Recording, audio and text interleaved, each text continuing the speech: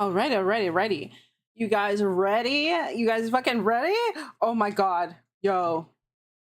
Hi, hello. Hi. It is I, RococoLoco, your Rococopunk space elf anthropologist, here to study human beings through their media, like movies, TTRPGs, video games, and so much more.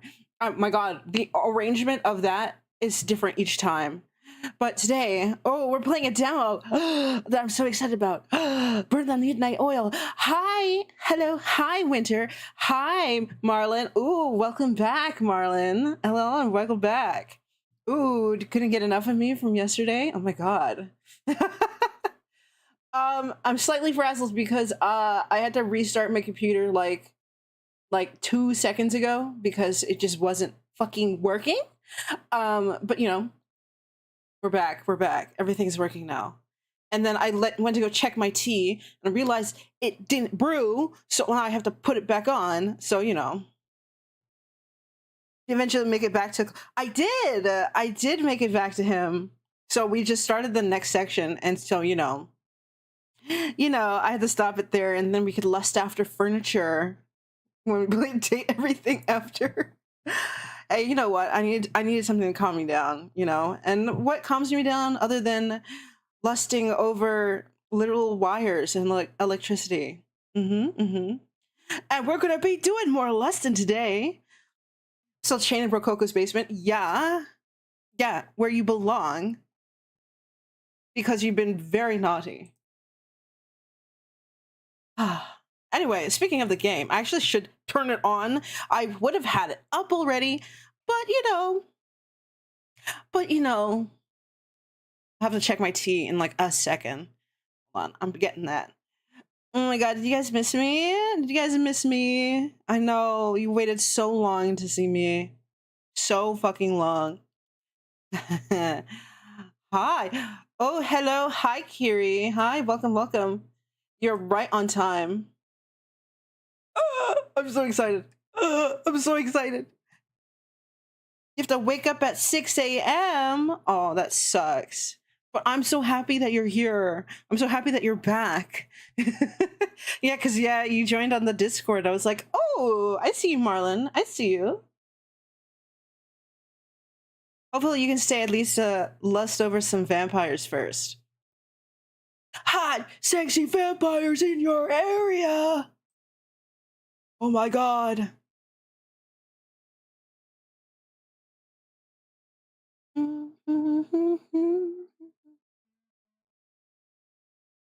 Oh my god, this game. Oh my god. This title is worse. Hey, you said I didn't do any suck things. So, you know what? When is better than fucking a big old slurp? Yeah? That's the sound I make when I suck. Because, you know, I'm totally a vampire or a werewolf, depending on which character I choose, you know?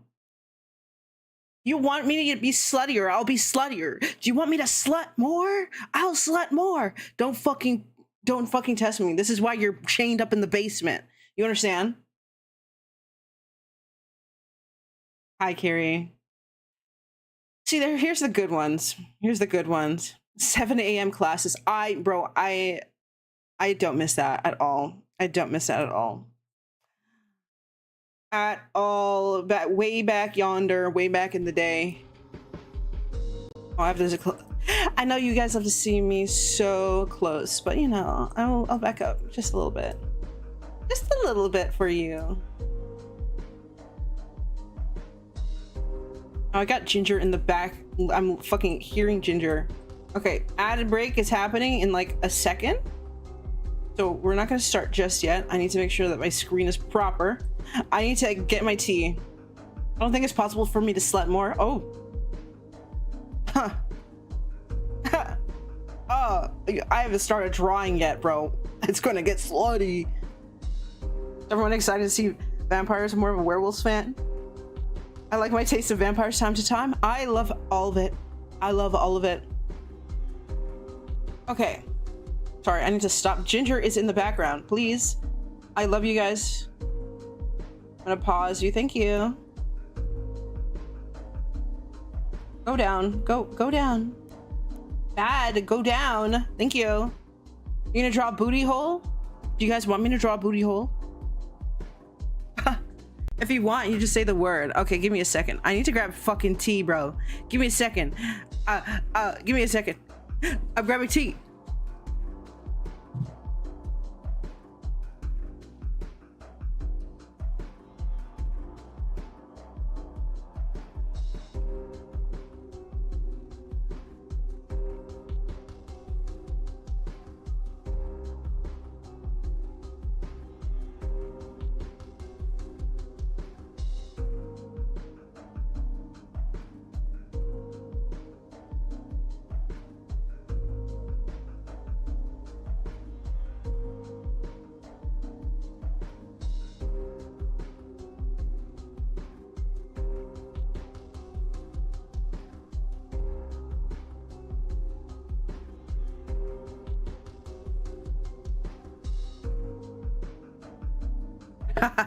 Okay.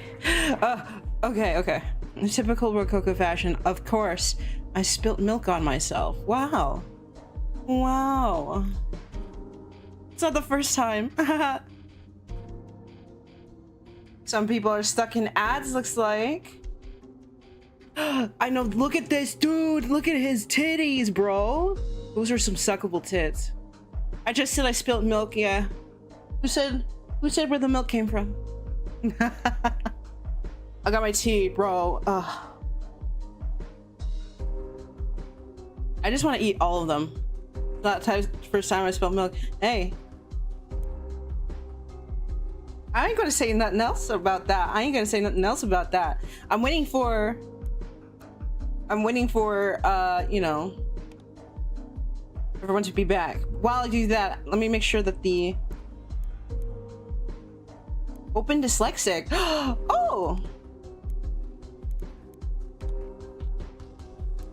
did I select it? Oh, dark is that one. Okay. Okay, so we already have subtitles. Okay, good. I'm waiting for everyone to come back when the ad break is done, and then we're gonna start. Full screen. Well, let's see. Look, now it looks too close in the game capture. What the hell? Oh my god. No way. Yeah. There we go.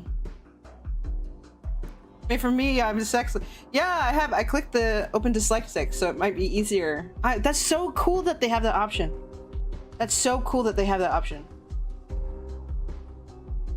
Want to cover screen with my head at the start? I might get flashbanged. Oh, okay. Oh, I did hear that there might be titties. Okay. You know what we'll do?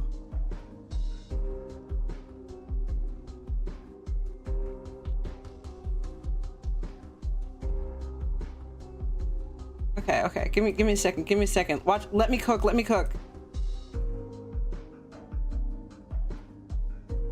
There might be titties on the screen. So, you know. You can look at my tits for a second. Everybody back from ads? I assume so. I'm gonna hit start, okay? You can look at my titties. These are demonetized titties, you know? These are fine. All right, okay. Y'all ready? Okay. We're starting. New game. I just need to make sure there's no titties that are, you know. Oh, are we gonna do Sussy or Dante?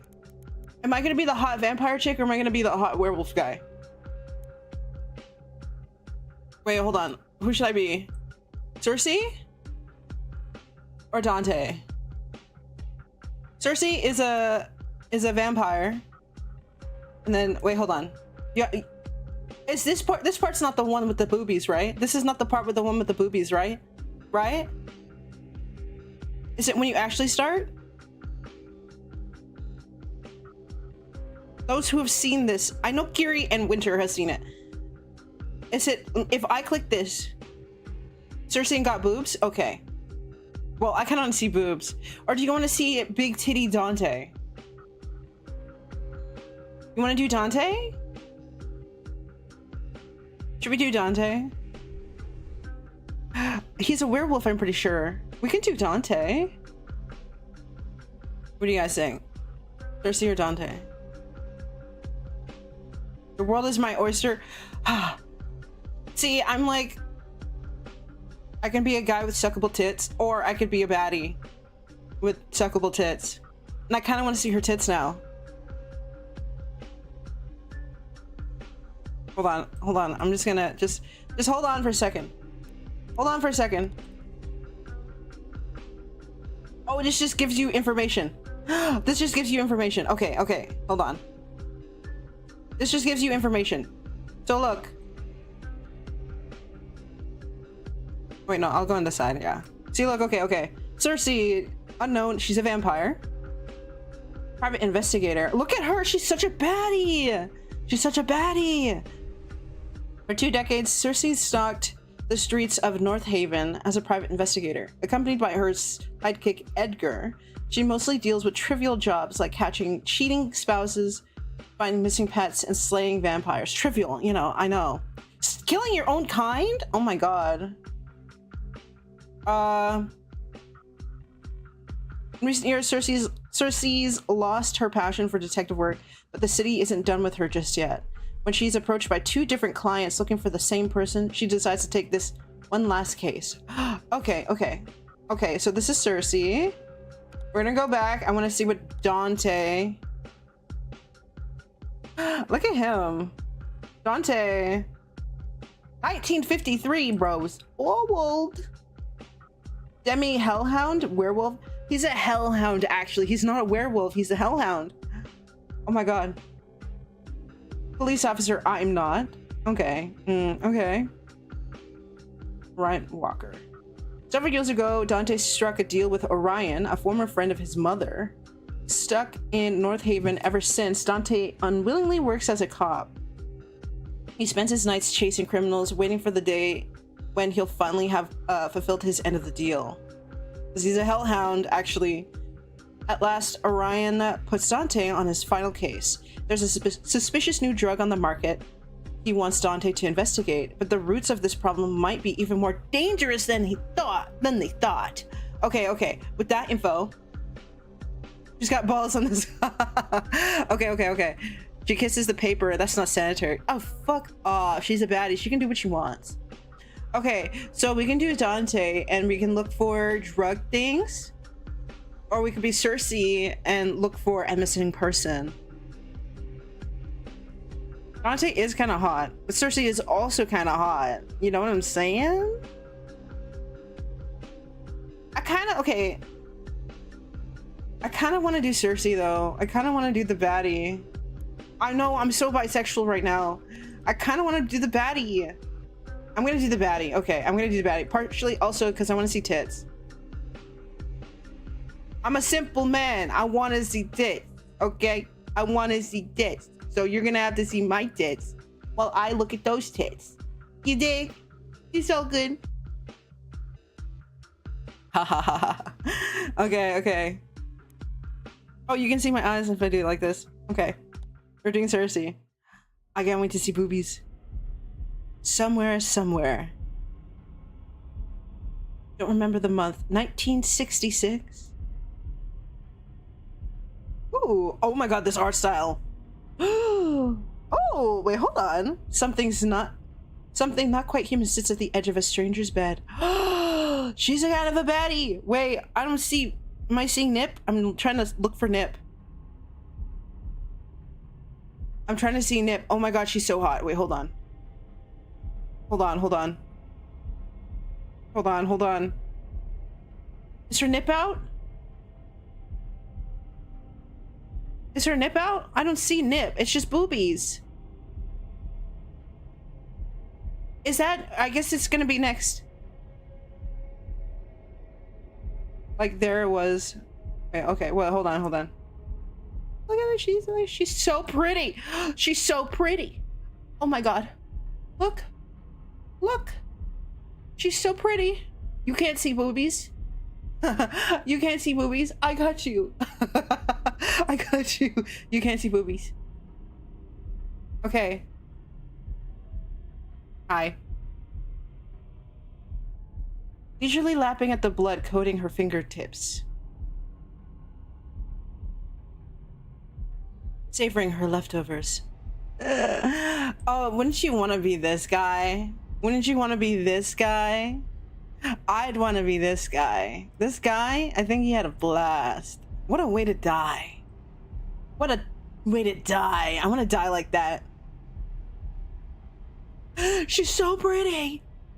She's so pretty. Oh my god. Look at her. Look at her. She turns her head to stare at tonight's meal. He's not done yet. I hope you don't mind me popping up and down. A handsome man currently lost inside his dreams. He's not dead. He's not dead yet. Oh, he'll live. He'll walk it off. He'll walk it off.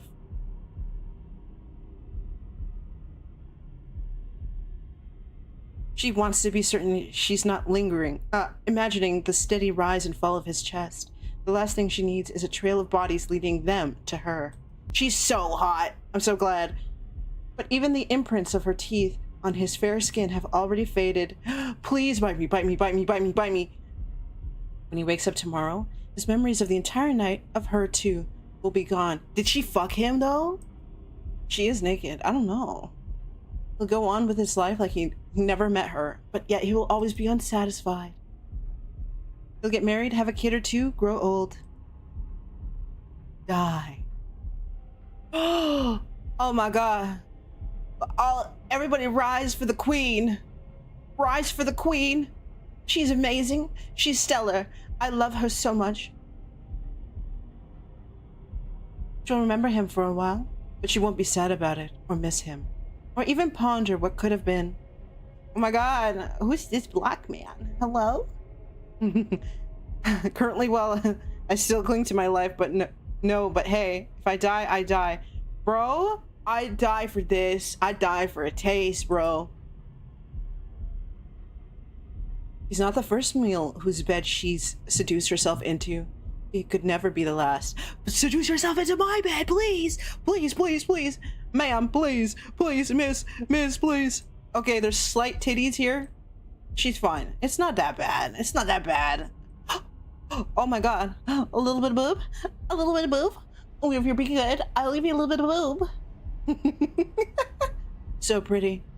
Hi, Irish. Hello. There might be titties on the screen.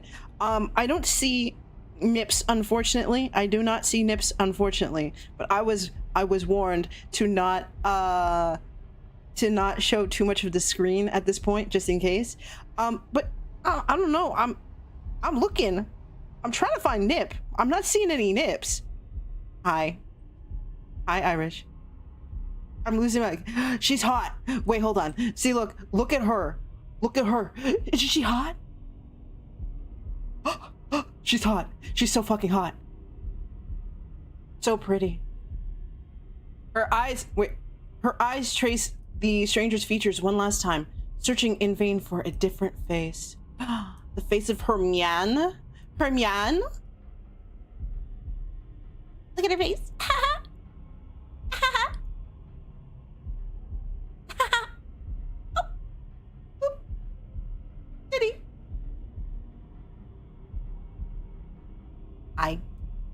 His face. He must be hot if she's still thinking about him. I want to see. Back to her regularly scheduled program. Yes, me thirsting. Before your humanity was stolen from you, could you have been anything like this man? How good is this man if she's fucking still thinking about him? I love her. I love her so much. Or have you always worn your penchant for destruction with unbridled pride? Yeah, he's like, She's so hot. Hold on. You can see more of her. You'll be blessed to see more of her. You'll be blessed to see more of her. When the stranger stirs in his sleep, she accepts that she won't find whatever she's looking for here. Oh, she's so hot. She's so hot. Look at her. Please. Please call me. Time has come to part ways. Sweet dreams, Arthur. She's so hot! Ah! Why is she so hot? Please lick me. Please lick me. At least she thinks that was his name. Ain't nobody, bro is lucky to have her pay attention to her. Hi. Oh, it's a streambow thing. Oh, fucking twist his dick, brush his balls. Wait, hold on. What did I? No. Rococo thrusting over a few fellow broccoli head. What the fuck? You're eating on 70% dark chocolate. Hey, I'm part of that chocolate. We all chocolate. She's hot. Wait, okay. Are we done?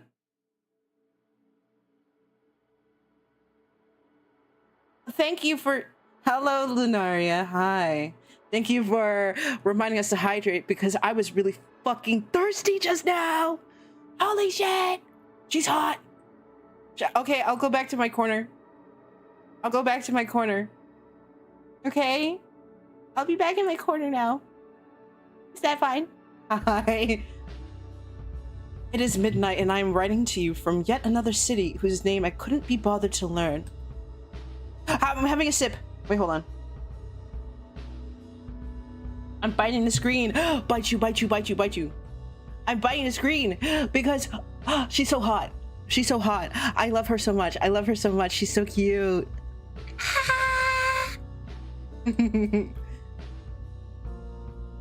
I'm so excited. I can't tell you how fucking excited I am. Okay. I'm not sure what day it is or how long it's been since I bid you goodbye for the last time. Maybe it's been days, maybe it's been weeks, maybe it's even been years.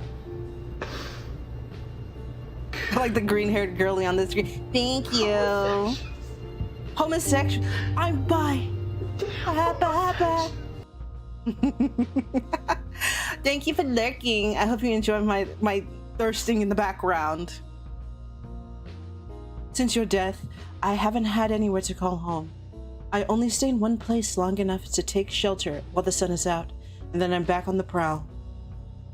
It's mostly men. I desperately want them to remind me of you, even though none of them look anything like the you I knew. I know, you find one, and then you just can't find somebody who holds a candle, unfortunately. Living or dead, I suspect no one will ever remind me of you. I should probably be grateful for that, shouldn't I? Baker. Oh. I've taken to hunting every night just to keep sane, but I don't think it's working. I fear I might have lost my mind long ago without noticing. At least, I don't think I'm making things worse. At least I'm keeping busy, which means I have less time to think. That's a good thing. If I think too hard or too long, I'll start thinking of you. I make bad decisions when I think of you. Remember how you always used to say that creatures like us weren't made for rules? I always disagreed, but only out of spite. We both knew you were right. I hate being told what to do. She's just like me for real! Sorry. I hate it so much.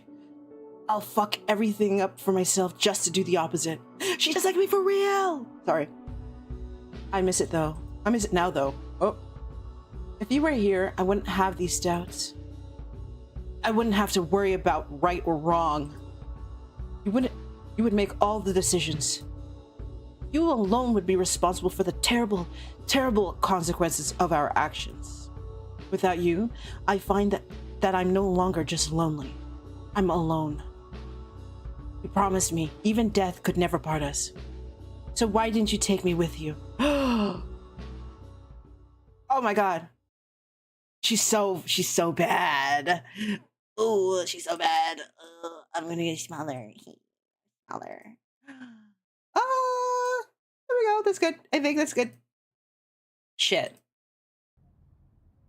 She slinks away from the crowds, seeking shelter in the shadows of the nearest alleyway. Shit.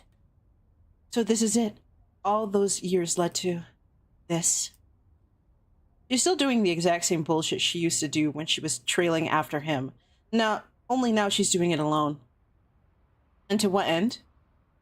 What is the point of living like this? Hell, can you even call it living? Well, actually, I'm undead. Okay, what other thirsting have I missed besides Miss Busy making pork chops? I've been reading dramatically. How small can I make my model? Well, why? You want me to be small? You want me to be small? I can be small. Ah!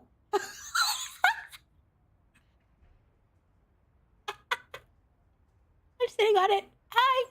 Do-do-do. Oh my god. You see me down in the end of the alleyway. Oh, I'm walking down the alleyway. Oh my god, hi. Oh my god, hi. It's been so long since I've seen you last. How are you? Oh my god, I was just on my way to my dance class. Yeah. Oh my god, how are you doing? Yeah, were you doing something important? I'm gonna interrupt you for a little bit and just, you know, I'm just gonna talk to you. And you want to leave, but I won't let you leave because I got to talk to you about nothing in particular, about people you don't care about. Okay, bye.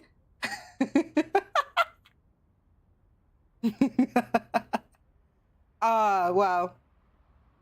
Step on it, it's a bug. Fuck, Rin size? Wow, what the hell? Hatching strays. She's not even here to defend herself. What? She almost doesn't dare say it. What if I just ended it? No, don't do it. You're too sexy. Don't kill yourself. You're too sexy. She already died once. Her second death doesn't even have to count. Some may call it suicide, but Sussy gave up on heaven a long time ago, if such a place even exists. She was barred from entry many murders ago. All things must end someday anyway. Perhaps it's my turn now. That thought brings her to a strange sense of peace. She slows her heart down, leans her head back against the brick wall, and just listens. She hears traffic. She hears laughter. You make yourself small and put yourself in her cleavage. Oh my god. She hears music. She hears colleagues stumbling to their next bar, arguing over who owes the next round. She hears couples spilling out of the cinema, giggling and necking and whatever couples do, fucking in the alley. She really, really strains her ears. She can even hear a couple of homeless drunks laughing their asses off over a joke that definitely doesn't deserve such unfiltered glee. It all sounds like life. Fuck. Fuck, fuck, fuck, fuck, fuck. All these years. All these years. And she's ready to kick the bucket because what? Because he is gone? She can't even make it a year without him? How is that fair? It's not. It's not fair at all. It's stupid. It's stupid. It's stupid. And worst of all, it's humiliating. She mourned enough, doubted her decisions enough. She wants to live, so she's going to live. Yeah. Yeah, that's right. She'll keep going out of pure fucking spite if that's what it takes. Oh, she's just like me for real. Sorry. Something drives through her chest, narrowly missing her undead heart. I see I'm going through an existential crisis because she lost her loved one. Yeah. Battling her own psyche. Yep. Her love. Whoever could back her is a bad bitch. Thump. Thump, thump. Thump, thump, thump, thump. Heartbeat. Beating so violently it has to hurt. It takes her longer than it should to remember that it can't be hers. Hi. Oh my god, what a nice jacket you got. Her eyes shift from the improvised stake in her chest to the man responsible for it. Perhaps he's more of a boy than a man. He can't be a lot older than she was when she changed. Not that any of that matters right now. A stake to the heart? How medieval of you. The man, boy, doesn't respond. He's busy watching in horror as she rips the stake out of her chest. She doesn't flinch at the pain. It's there, like an incessant little bug, but it doesn't really hurt. Never does anymore. If I may offer you some advice for your next time you try to murder one of us, don't bother with the classics. Crosses, garlic, all that nonsense. None of it works. This guy is me and I hate it. Except the sun. She's not stupid, so she's admitting that part. Don't be afraid. She takes a step forward. She's a baddie. Just let it happen. Just let it happen. Just die. He's trembling now, but still, not a word. Just let it happen. You're the one who tried to kill me. Shouldn't I be the one to fear you? She catches her hand right before it touches his face. To be killed by a baddie. One could only dream. She hadn't even realized she was reaching for him. It's a bad habit of hers. She's always cold, so she's always reaching for warmth. The art style is so good. Why don't we play a game? Why don't you guess what can kill me? She doesn't like the silence. She wants to make him talk. You get it right, I'll even reward you. Generous, no? More silence. This isn't some trick. I find you vaguely entertaining, so I intend to let you keep your life either way. Stay still silent. She slams her foot. Frustration seeping through. She's just like me for real. You're not going to talk to me at all. He's not even meeting her eyes anymore. She follows his gaze downwards. Did he piss himself? Men. No, he creamed it. He jizzed in his pants. Because that's what I would. Another homicidal brat. Whatever. Bro, he's just like me. I'd be the one who would be like, whoa, what in my pants? Interesting choice of priorities. Checking out my boobs at a time like this. He's just like me for real. Well, if I'm gonna die from a baddie, I might as well look. What? Shit your pants. No, jizz your pants. What? No, that's vile. I would never do that. Oh, me accusing him of looking at my tits, and that's what gets him to stop shaking? One last fact, yeah, one last fuck before I die? Yeah, I'd be asking that. Tell me right at the end. He speaks. Well now, I'm offended. What's wrong with my boobs? She's just like me for real. Don't fucking whoa, stinky. Nothing. He's so cute. I think. I mean, I wouldn't know because I wasn't looking at your chest area. I'm not that kind of man. Then what kind of man are you? Ignores the question. I was looking at that. He gestures wildly to the hole in her chest. By my tits. Imagine someone staring at your boobs before they die and they're just like, it could be better. I'd fucking kill myself. I'd kill you first and then I'd kill myself. Oh. Or rather, where the hole used to be less than a minute ago. It's already healed. Like it was never there. Another reason luck isn't on your side tonight. I just fed. Oh, I'd be so sad. What? I just fed, so I heal faster. The blank, stupid look on his face is oddly endearing. Imagine dying like a fucking scrub. Imagine dying. Do you know nothing about our biology? Idiot. What did you say to me? I called you an idiot. Would you like me to repeat that? He whips out the knife she already knew he was hiding in the pocket of his coat. Don't patronize me. He points a blade at her. Or call me an idiot. I love him, he's so cute. If you behave like an idiot, I'm going to call you an idiot. Simply smarten up, if that bothers you. You think I care what you think of me, you leech? Evidently. You're not particularly good at hiding your thoughts. Imagine dying while horny like a noob. Are you dragging this out?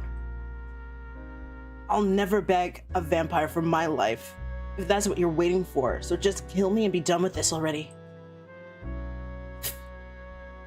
He sort of, kind of, not really, tries to stifle her laugh. It pisses him off even more. What's so funny? Sorry. It's just your accent. I only realize it now. It's just so British. Oh my god, I have to make it British. British. Welcome to North Haven, England. But quite literally everyone talks like this. So that's where we are. Sorry, I just walked over the fucking, you know, I watch a Rococo stream constantly and I'll be immortal. Too much bread. She looks around, taking in her surroundings for the first time. She's not sure how she got here. It doesn't matter anymore, does it? She's here now. You're not from here. What gave it away? Your accent. Are you American? Don't mind my accent. It will come at some point, and don't worry about it. When it's convenient. Suppose it doesn't matter where you come from. You still fit in perfectly with the perfectly with the other bloodthirsty freaks in the city. Oh my god, tongue twister. Ha! You amuse me. I definitely can't kill you now. Why not? Why? You almost sound disappointed. I mean, I would die by your baddie. It was the way to die. Of course not. It doesn't matter if what I want. You should do it anyway. Why? Because we can't both walk away from this. It doesn't work that way. The accent. Okay, leave me alone. Do you want me to stop? Is it bad? You want me to stop? Says who? I'm trying to... you want me to stop?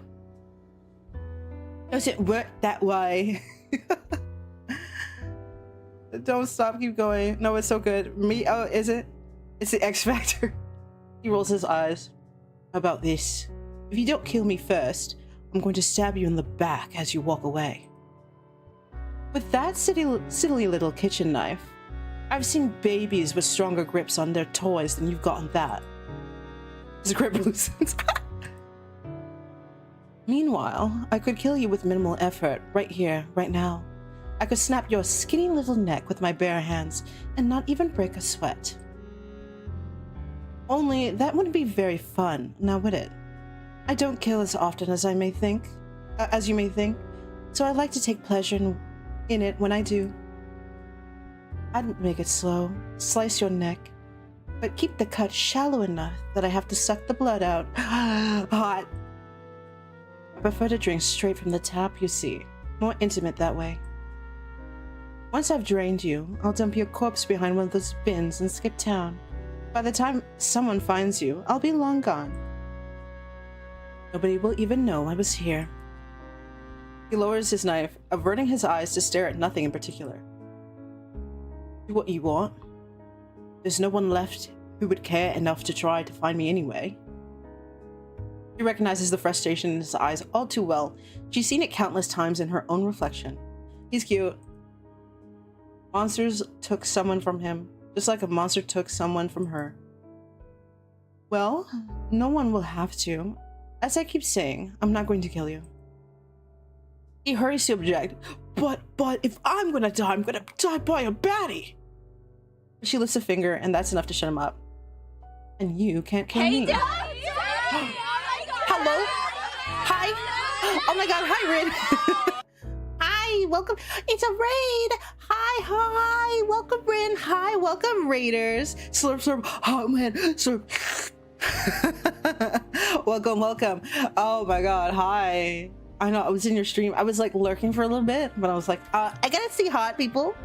I'm playing Sussy. I know you played Sussy, but I wanted to play Sussy because she's kind of a baddie. So, you know, she's kind of a baddie. Yeah, thanks for the raid. I hope you enjoy. I'm doing all the voices. And you can't kill me. You're bold, I will give you that. But I don't think you could ever kill the weakest of us. She's so bad. She's so fucking bad. You're not strong enough. And that's not an insult or a slight against your ego. It's an attempt at undermining you. Or an attempt at undermining you. It's simply fact. You're too weak. Don't you think you're underestimating me a little too much? No, I see you exactly as you are. You're no threat to me. You're no threat to anyone. You want revenge? But for whatever reason, you can't kill the one you actually want dead, so you poured all of your resentment into the first vampire you could find. Literally dying equals hot. It is hot if a hot person does it.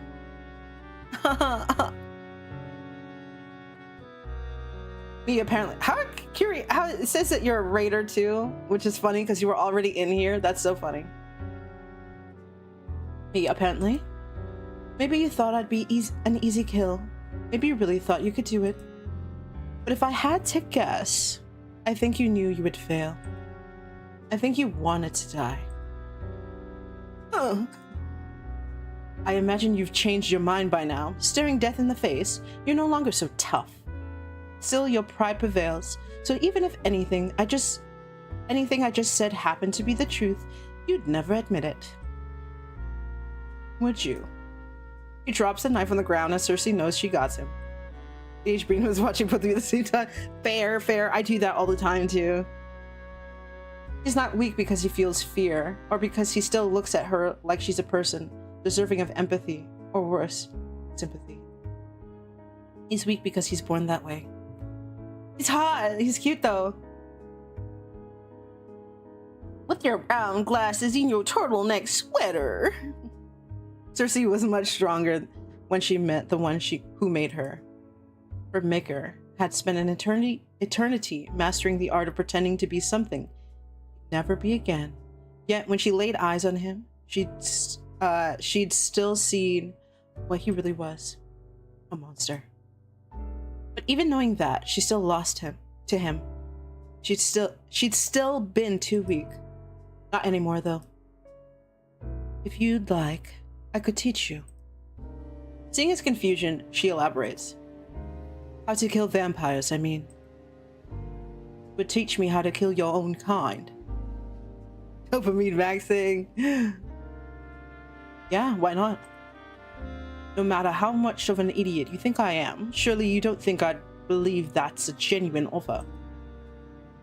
Your kind prey on the weak, but you're loyal to your own. Even I know that much. He's not wrong. Contrary to popular belief, most vampires are social creatures. They thrive when they are together. In theory, at least. Reality is more complicated. It's frowned upon, I know, but I don't mind offending people. As a matter of fact, it might just be my favorite pastime. So it's not just me. You're insufferable with everyone. How dare you? But yes. Yes, I am. She offers her hand with a smile, far too dangerous for anyone sensible to trust, and I'd fall for it. I'd see it's a trap and I'd fall for it. I'd fall for it. Ah. What do you say? Do we have a deal? Only an idiot would strike a deal with a devil like you. Can't be too jazzed because on Rococo stream I get bullied. Ren stream I get hit on. So you're confused. You're confused. Or someone moderately desperate. A moderately desperate idiot then. Sighing, he takes her hand. She bites back a grin. Ah! You just bagged the patty. Before I forget, what's your name? Edgar James Thorne. That sounds so pretentious. I'm gonna call you Eddie, okay? If you must. What about you? What's your name? If I told you, would you use it? Well, yes. That's what people do, isn't it? Call each other by one another's names. It's been a while since anyone used her name, but she supposes it would be rude to withhold it from her now. They call me Cersei. So may you. His grip on her hand tightens. I want to ask you something, Cersei. Yes. When you've taught me all you can, what's going to stop me from killing you? She allows herself that grin now, showing him all her teeth. Nothing but your own compassion. I mean, hit on in both meanings of the word. They also hit me.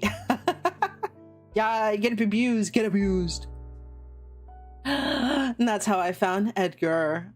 Oh, ooh, he won the Baddie Olympics. North Haven, 1986. Finding Elysium isn't difficult. The dark doesn't bother Sussy in the way it might others. Even if it did, she navigated these tunnels enough times to remember each step. It's getting inside that poses some trouble. It wasn't always such a hassle. Sussy was once a regular at Elysium, cautiously welcomed by its patrons because of her relationship with Lazarus. It's been 6 or so years now since she's been warned to never show her face here again. Of course, that flimsy band has never stopped her before, nor will it stop her tonight. Oh my god, tongue. The bouncer's standing guard cuts straight to the point. Since you've managed to find your way here, I take it you've got an invite. Okay, it's not a question. Lazarus paid a pretty penny for the spells that ensure only those with an invitation will ever reach Elysium. Fortunately for Sussy, no one remembered to amend those spells when she was banned. She's such a bad bitch! Sorry. You don't recognize me. She's so hot! Should I? Yes. She's so fucking hot. She's so fucking hot. Yes, but given she doesn't recognize him either, he's probably new. Me? What do they call you? You might not recognize her, but he'll definitely have been warned of her name. She thinks quickly. Donna. It's not going to be on the list, but it doesn't need to be. That's what her talent is for. Talent? Donna, Donna, Donna. He flips through the guest list till he hits the bottom of the last page. Yeah, no Donna. Takes one more aggressive stance, but it's all bravado. He reeks of insecurity. We'll gladly exploit that. It's been a while, hasn't it? I might be rusty. Seduce, intimidate, persuade. She's such a baddie. She would just look at him and be like, really? You haven't seen Donna? You haven't seen Donna on the list? No, that's not the right strategy for this one. Okay, fine. Seduction might be a personal favorite of hers, but the method is a hit or miss when it comes to other vampires. Most vamps don't share her appetite for casual sex. Oh, so they're vampires. Okay. Most simply can't be bothered. Without enough blood in your system, it gets quite dead down there. See, this is what I was saying. Can vampires get hard when they drink, right? They get hard when they drink. But I guess, like, for some people, it's fine. They can still manage. Other people, usually, if they drink, that's when they get hard. Confirming something. I should intimidate him or persuade him. It's a safer bet. Let me persuade him then. Yeah. She's so cute. Well, of course I'm not on that list. Rococo, what the fuck are you talking about? The idea that because vampires don't naturally have, like, blood production, that they can't actually get hard unless they consume blood because they can't produce it themselves, right? The blood in their system is the blood they consume, which keeps them alive, but they can't get hard unless they fed fairly recently. I'm assuming. That's my thought process anyway. I'm not on the one your every night patrons. I'm not one of your every night patrons. I've been personally invited by your boss. They have blood. Depending on which iteration of vampires, the blood that they consume is the blood that circulates, right? And that's why it's usually dark, because it's old blood that's being recirculated, you know? And so, depending on, you know, when they have to get a proper blood type, then it doesn't matter. It's not blood type matters if you have an immune system, but they don't have one because they're already dead. Ooh, big brain. It depends on, you know, which school of vamp you're going for, you know. The bouncer shuffles his feet, red eyes running over her form. When Sussy smiles, he nervously smiles back. I would be so nervous. You're certainly his type. Still, I can't let you in on your word alone. If you wait here, I'll quickly confirm with Nisha. Sussy rests a hand on his bare forearm, leaning forward with a dangerous grin. You should trust me. I have no reason to lie to you. She using compulsion? Does that work on other vampires? Right. Right. That was easy. Okay, no, I don't think it was. Oh, it was. It was. So I guess it does work in other vampires. Compulsion isn't mind control. She can't force people to entirely transgress their own nature. It simply sways people in certain directions. Different methods, seduction, intimidation, persuasion, work on different people. The weaker their will, the farther she can push them. With enough practice and the right target, you can convince someone to do almost anything. Now, may I come in? What? Oh yeah, of course you can. Of course you can. He shakes his head, still in the daze, and steps aside. Sorry about that. We'll get you sorted with Nisha, so you're on the list next time. How sweet of you. Just like that, she's in. If a bad bitch gets banned from the club. Elysium, the only sanctuary in the city for creatures of the night. Since the 70s, Elysium's been the Epicurean haven for vamps to gather and feast without repercussions. Donors, that's what they call the humans selling their blood here. I'd be a donor, but you can buy it straight from the source. Some of them are natural masochists. Didn't I just say? Taking pleasure in being fed on. Others are only here to make some good money. Booby, booty, thighs, or pee-pee. What, where I get bit from? I mean, they can take their pick, honestly. Most are here for both, and a select few loonies come here with dreams of one day becoming vampires themselves. But what I like the most? Oh. I like it all. I like it all. I don't know. I love them all. I genuinely love them all. But to my knowledge, few, if any, have yet to have the honor of experiencing the change. Getting bit on the pee-pee would be awful. Hey, they're sucking your dick, aren't they? It's nearly been a year since Cersei last set foot in Elysium. One quick look around promptly reminds her why she's been avoiding the hellhole. Ugh. Nothing's changed. Everything's exactly the same. I imagine vampires have a hard time changing things. Cersei inhales, her stale lungs breathing in the irresistible saccharine scent of blood.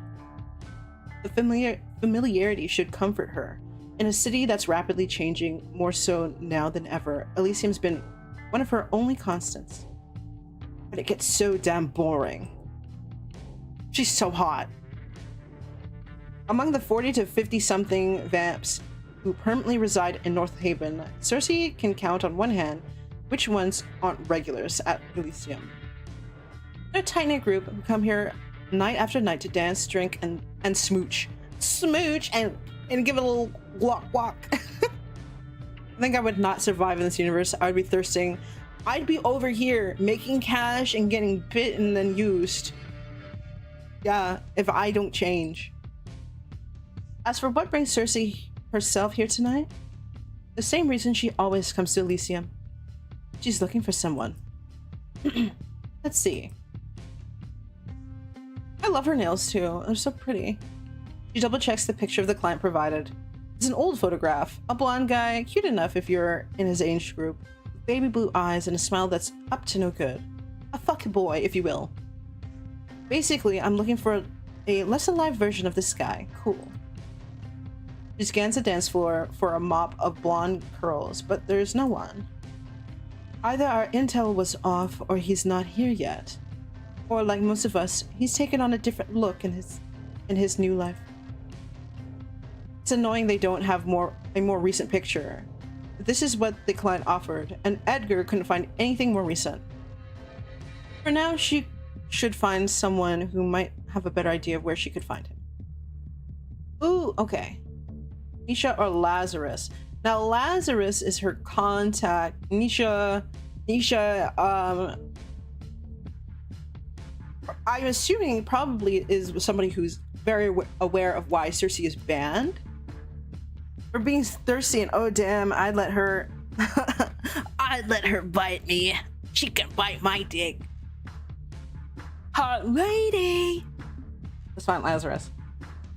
Okay, talking to Lazarus is a horrible idea, which is exactly why she's gonna do it. She already knows where to find him. He really leaves his private lounge. Lazarus. My tongue's out. You're dragging their tongue straight all the way up.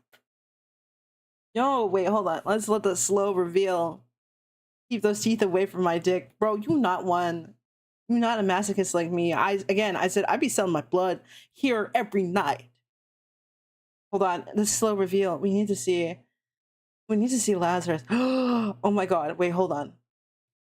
Hot, hot, hot, hot. It's called by more than one name. That's a slutty ass waist. It is! I wanna grab it. Hi, Bubby. Hi. Sorry, I miss lusting so much. Look, I gave my girlfriend a vial of my blood. What's a bit more of a vampire baddie? Yeah. Gay he is, I feel it. Might be bi. Come on. Don't you know that, like, vampires are bi by default? Don't you know? That's just how it works. Vampires are bi. Duh. Prince of Elysium. Asshole. Dickhead. Occasionally Laz, but only those who've had the misfortune or pleasure, reviews vary, of being part of his inner circle. During my knife ears, I'm keeping the gay vampire twink. No, vampires are bi. So Cersei, he's just Lassie. Former fling, current pain in the ass. Give it to me.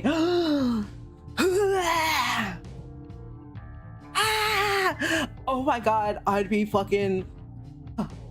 That meme where the guy's holding the drink at the meme with the guy holding the drink at the trailer park from Trailer Park Boys, and he's fucking crashing as he's, you know, falling down the stairs. That's me. That's me. I'm salivating. Ah! Look at his lip ring. Ah! Look at his ears. Ah! He's so hot. Look at his tattoos. Oh, hold on. I fear I'd fold. I fear I'd fold. Immediately at the don't act shy, baby, I'd fold. Oh. I fear she ate. I fear Elias was gonna eat me. I'm about to die. I'm about to die from blood loss. And you're not gonna come help me. You're not gonna save me. I'm exactly where I want to be. Cersei steps past the guards and the curtains, eyes doing a quick sweep of the hazy room, even though she knows it won't have changed. Would. I know, Bubby, you're so right. Eventually, her eyes have nowhere to go but Lazarus. He's sprawled out on that gaudy, overpriced sofa he loves to death, watching her with a look that says he hasn't decided if he should be furious or aroused by her unwelcome appearance. Staring back at him, she almost understands why he captured her interest in the first place. He's got those sad, coked-up eyes teenage girls like to fantasize about. Hey, it works. It worked. I can't blame him. You're not straight. You're not fucking straight. GF is also, she's so bright. Ah! Oh my god. Hi, hey, hi. Oh my god, isn't he so hot?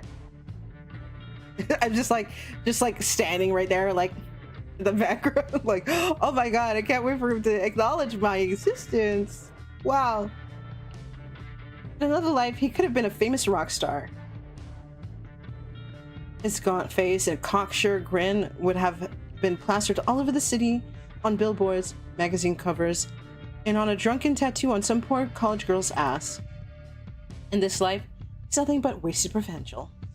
I don't mind. If I'm hot, I don't need to do shit. He's not completely useless. You just have to approach him the right way. Get the first word in. He starts talking before he even sat up. You gotta get it. You gotta get right in. We bratting it out. We bratting it. Don't you get sick of talking like that? Like what? He mimics his ridiculous accent. What is his accent? Why are you so confident when you're saying I'm not straight? Hey, I'm just going on based off of evidence, okay? You can say all that you say, but if the evidence says the sky is blue, then the sky is blue. He has a Scottish accent, bro. I don't think I can do that. Neither pass me around like a black. Yes, exactly. Wait, well, I don't know what accent I should give him. Oh, I'm Lazarus. I like naked chicks and big guitars and rock and roll and even bigger tits. Of course, Lazarus responds by exaggerating even more. You know, I like it, baby.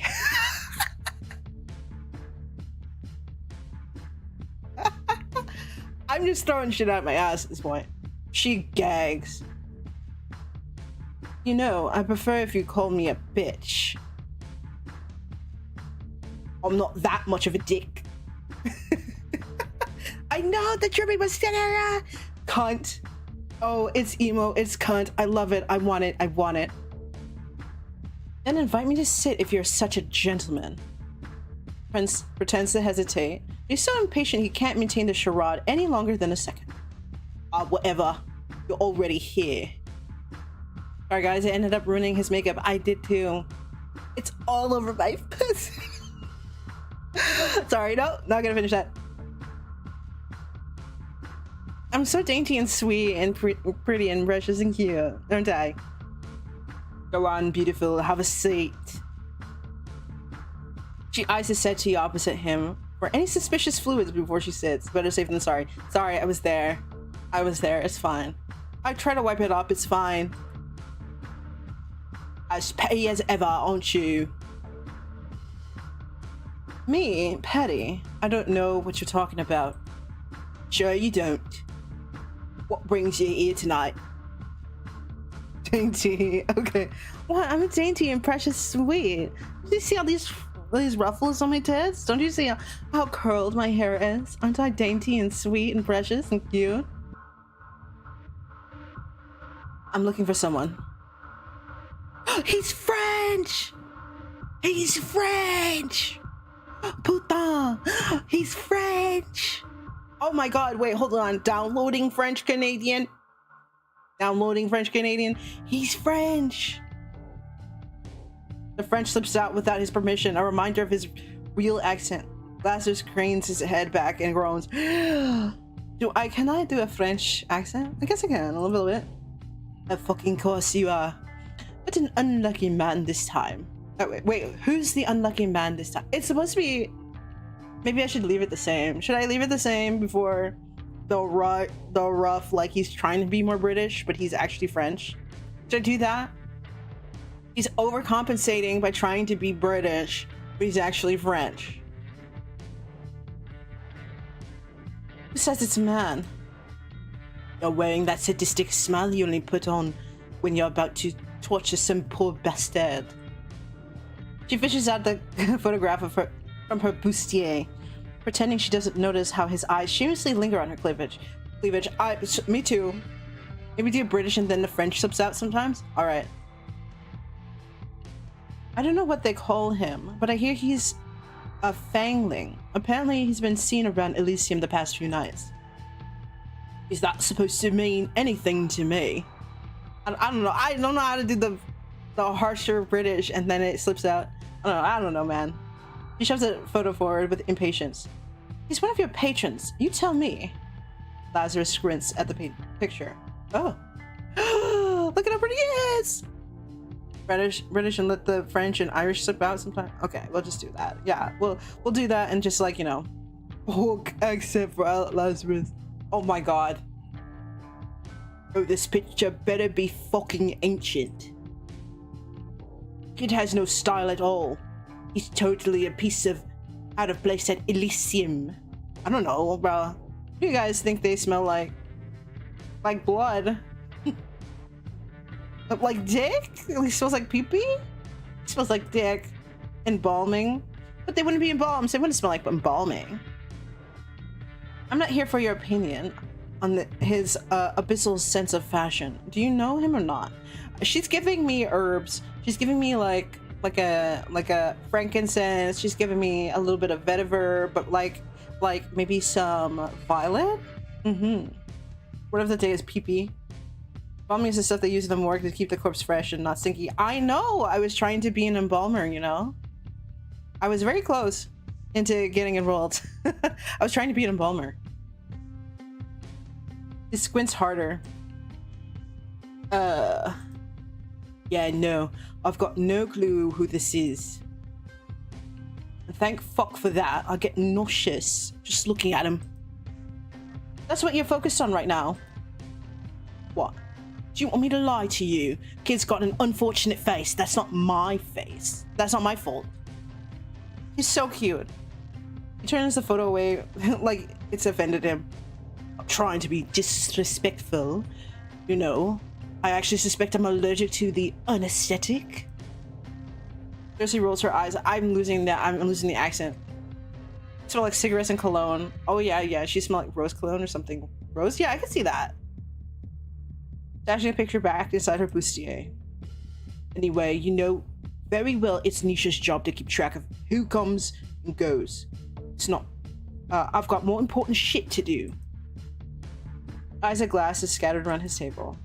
Like drinking yourself to death over and over again. Lazarus rolled his eyes at the question. They both know why he feels the need to drink as much as he does. Nisha loves responsibility. I don't. That's why we're perfect partners. Remind me, what do you contribute to this partnership? TRB, okay. A lot. Like, you know what? Nothing comes to mind at this moment, but I'm sure there's something. At least it might be Lazarus's brainchild, but when it comes to running the place, he'll only do what he wants to do, which isn't much. It's his right hand Nisha, a human who manages everything. Oh my god, yeah, the vampires are having us feeling all types of way. Most of his patrons protest when she was appointed manager, but she's had a decade to earn their grudging respect. When Nisha finally decides to usurp you, I'm taking her side. For real? Like, yeah. I'm done with the bit. You don't have to be done. You don't have to be done anything. Yeah, right. You'd miss me too much if something happened to me. I disagree. I care to find out who's right. I have to throw things at Warlock. Throws me. He has the rest of his drink at the same time gesturing for another with his free hand. One of the donors on standby slices her palm, dripping flesh blood, into a clean glass. She hands it over with an adoring smile. Bro, bite me, bite me, bite me, bite me, bite me. I don't want to cut my wrist. Just bite me. Have it fresh. My neck is ready. It's presented. I'm stealing shoes. Gotta see if they're my side. Bro's got clown shoes. Are you, master? Thanks. He accepts it without even glancing at the woman, who obediently scuttles back to her corner in the room. Cersei watches the entire interaction with disgust. Can't we be honest, Cersei? Come on, let's be honest. You're a smart woman. Already knew I wouldn't know him. He sips his drink with surprising restraint, watching over oh my god, watching her over the rim of his glass. So, welcome to me. In all honesty, she's not sure. It's because I decided to fuck with her. Definitely not because she misses him. Lazarus has a way of crawling under her skin that makes her feel alive again. She's never been a masochist. Oh, she's not like me. She's not like me. See, that's the difference. Maybe she's hoping he'd be the cure to some chronic boredom haunting her as of late. Could it be it? How naive of me. Elysium hasn't changed since she was last here. The same goes for Lazarus. It's not a good show with his theatrics, but he's just as permanent as the rest of them. Unable to grow, unable to change, unable to escape. Want to sleep with me tonight? Oh my god, can I just offer myself? Can I? Can I just do that? She's kind of bored. I know everyone's like, oh, Rococo's gonna say yeah, but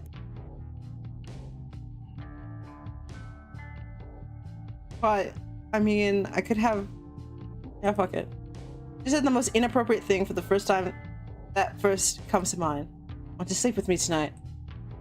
Nah. Reload! Reload! Oh my god! You could at least pretend to consider it. Now it's awkward. Hey, up to me alone, would never leave my bed.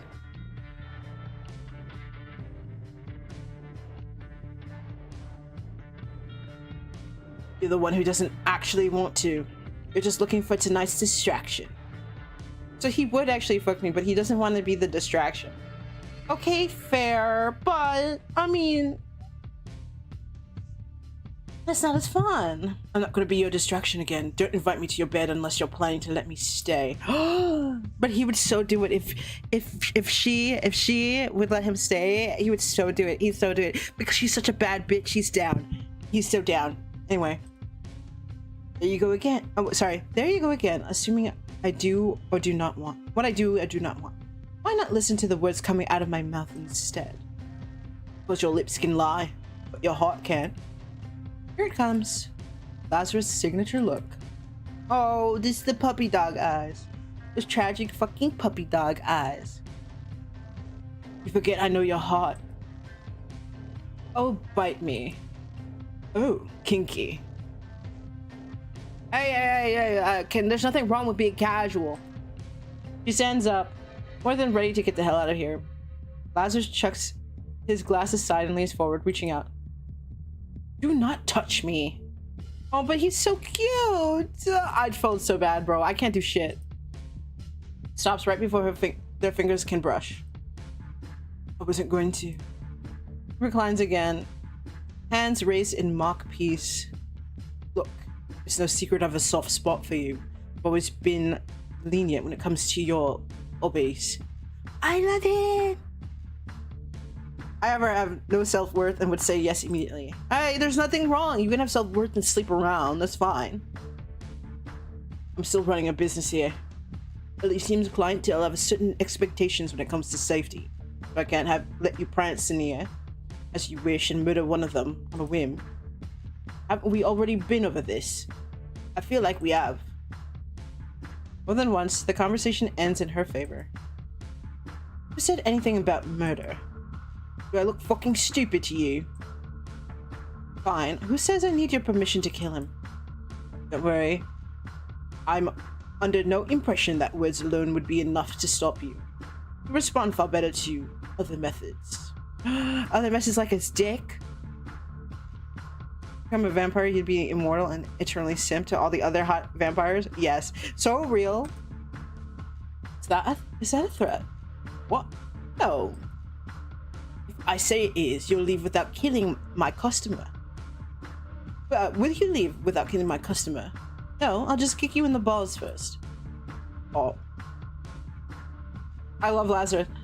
You're disgusting. I know, I love him. Baby, you know your threats always turn me on. I love him! Lazarus straightens in his seat, as much as his permanently inebriated state allows him to.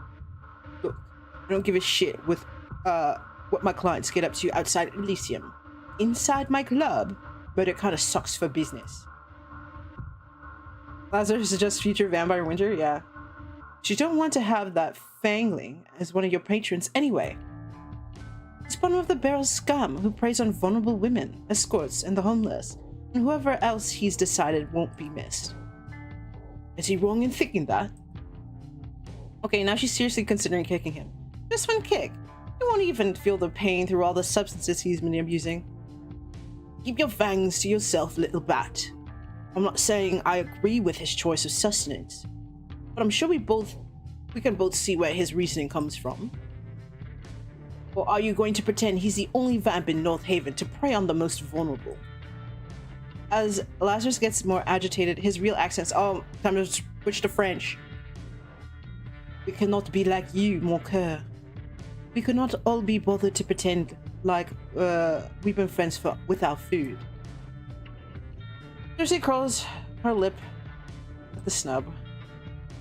Sorry, if I start judging all of our patrons based on their conduct outside Elysium, I would not have any customers left. Well, before you suggest that could be a good thing, consider this. Without an endless legal supply of fresh blood, Who do you think all the hungry vamps in the city are going to feed on? Damn it, he's making sense. She hates it when he does. Only a matter of time before he attacks one of your donors. That makes him pause. Lazarus has never tried to hide his lack of love for humans, but he does care for the well-being of his donors. Who knows if he's if it's out of genuine empathy, hidden somewhere deep inside that dead heart of his, or if it's just because them dying would be an inconvenience. He tries to keep them out of harm's way. That would be bad for business. Got a particular reason to believe he would do that? Call it Bat's intuition. It is common freaking sense, but Laz never listened to that, so. Intuition? Ha. I've been listening to your intuition before. It's gotten me into trouble, and one too many times to count. Fuck, my accent all over the place, don't mind me. It also saved your ass plenty of times, hasn't it? I guess. Alright. Say I believe you. Still can't ban the Fangling unless he's actually broken one of Elysium's rules. It'd make me look bad. If you leave him be, and he hurts one of your donors, you'll look even worse. Damn, that's inconvenient. Scratches his nose, a nervous tick he had as long as she'd known him. Never fails to irritate her. Okay, how about this? If he really is just some nobody Fangling, could hypothetically turn a blind eye. Like he believes himself, some people are simply too unimportant to be remembered when they're gone. Don't do whatever you're going to do anywhere near here though. Don't want Orion or his circus coming here to snoop around. If I become a vampire, I would go from a 4 to a 10 because that's how vampires work. Yeah, honestly, I'd give Lazarus Look Fit a try. I feel like it's such a bad bitch. Me too, I want to do that. Or even worse, that lilac-eyed bastard you're so fond of. I'm not fond of him. That's your paranoia talking. But of course I'll be discreet. Just make sure your sycophants know I've got permission to roam Elysium freely for the night. I'll let the staff know to send the Fangling your way if they see him, but be quick about it. Makes people nervous to see North Haven's biggest vampire slayer loitering around. Very androgynous, very gender, very demure. Exactly. Next artwork? You want me to draw myself like this in my next artwork? I mean, can. Gonna pay me to stay another minute. She already said more than she wants to, but of course, Lazarus isn't done yet. He has to have the final word. Anytime I don't see you for a while, forget how infuriating you can be. She is afraid to meet his gaze, already knowing what awaits. He's hot! Look of pure, unadulterated affection. I would die! I would die! Just insanely sexy. You're repulsive. Have I ever told you that? More than once. Gets me my rock hard every time. Oh my god. Oh, don't worry. You don't need to like me back. I enjoy the violent sadness in your revulsion. Your revulsion brings me. Because Lazarus loves to wallow. It's all he ever does. And even during the entire thing together, whatever it's been, she's happily sworn off relationships since theirs ended. Clearly, they're just not for her. And yet, a part of her still. I mean, he's kind of cute. He's kind of cute. No, love's just not for me. Sorry for the way things ended. I would have appreciated you more. I should have. The same speech every time. You're right to break up with me then. But it's never too late to take me back. You'll let me be yours again. Say nothing back. Oh, please. Oh. Oh, please. Who is she trying to pretend she is? The bigger person? You cannot seriously want that. I want you all the time, Sussy. I always have. We were awful together. With or without you, I'm a poor excuse for a man. We might as well be awful together. What's your sense of shame, Lazzy? Shame? The fuck would I need that for? Shame is a disease. All it does is stop you from going after what you really want. Maybe what we want isn't what's best for us. When has either of us ever cared for what's best for us? My skin crawls under his intense stare. I'm wrong here, but I think Rococo likes smut. I wonder! Whatever, I've got a fangling to catch. Very well, see you in a few months, I guess. Lazarus doesn't try to hold her back this time. She leaves feeling more disappointed than she deserves to. He's kind of cute. She'd have known tonight wouldn't be any different. She's not sure why she even wanted it to be. Oh. How much time passes before one of Elysium's goons notifies Cersei of the Fangling's arrival? Apparently they call him Seth. One of Laz's lackeys picked his name up from Nisha. Moments later, Cersei finds Seth loitering near the stage. She was right to assume he's changed since the photograph. He's at least a few years older, though still young enough to have just graduated university. He shaved off the baby fat, grown a mediocre mustache. With a cheeky smile he shoots her way, it's identical to the one in the picture. For a split second, Cersei hesitates. He still looks so young, not full of life even in death. Then she remembers what he's done. He remembers the woman he's hurt. Remembers he deserves this. Eh?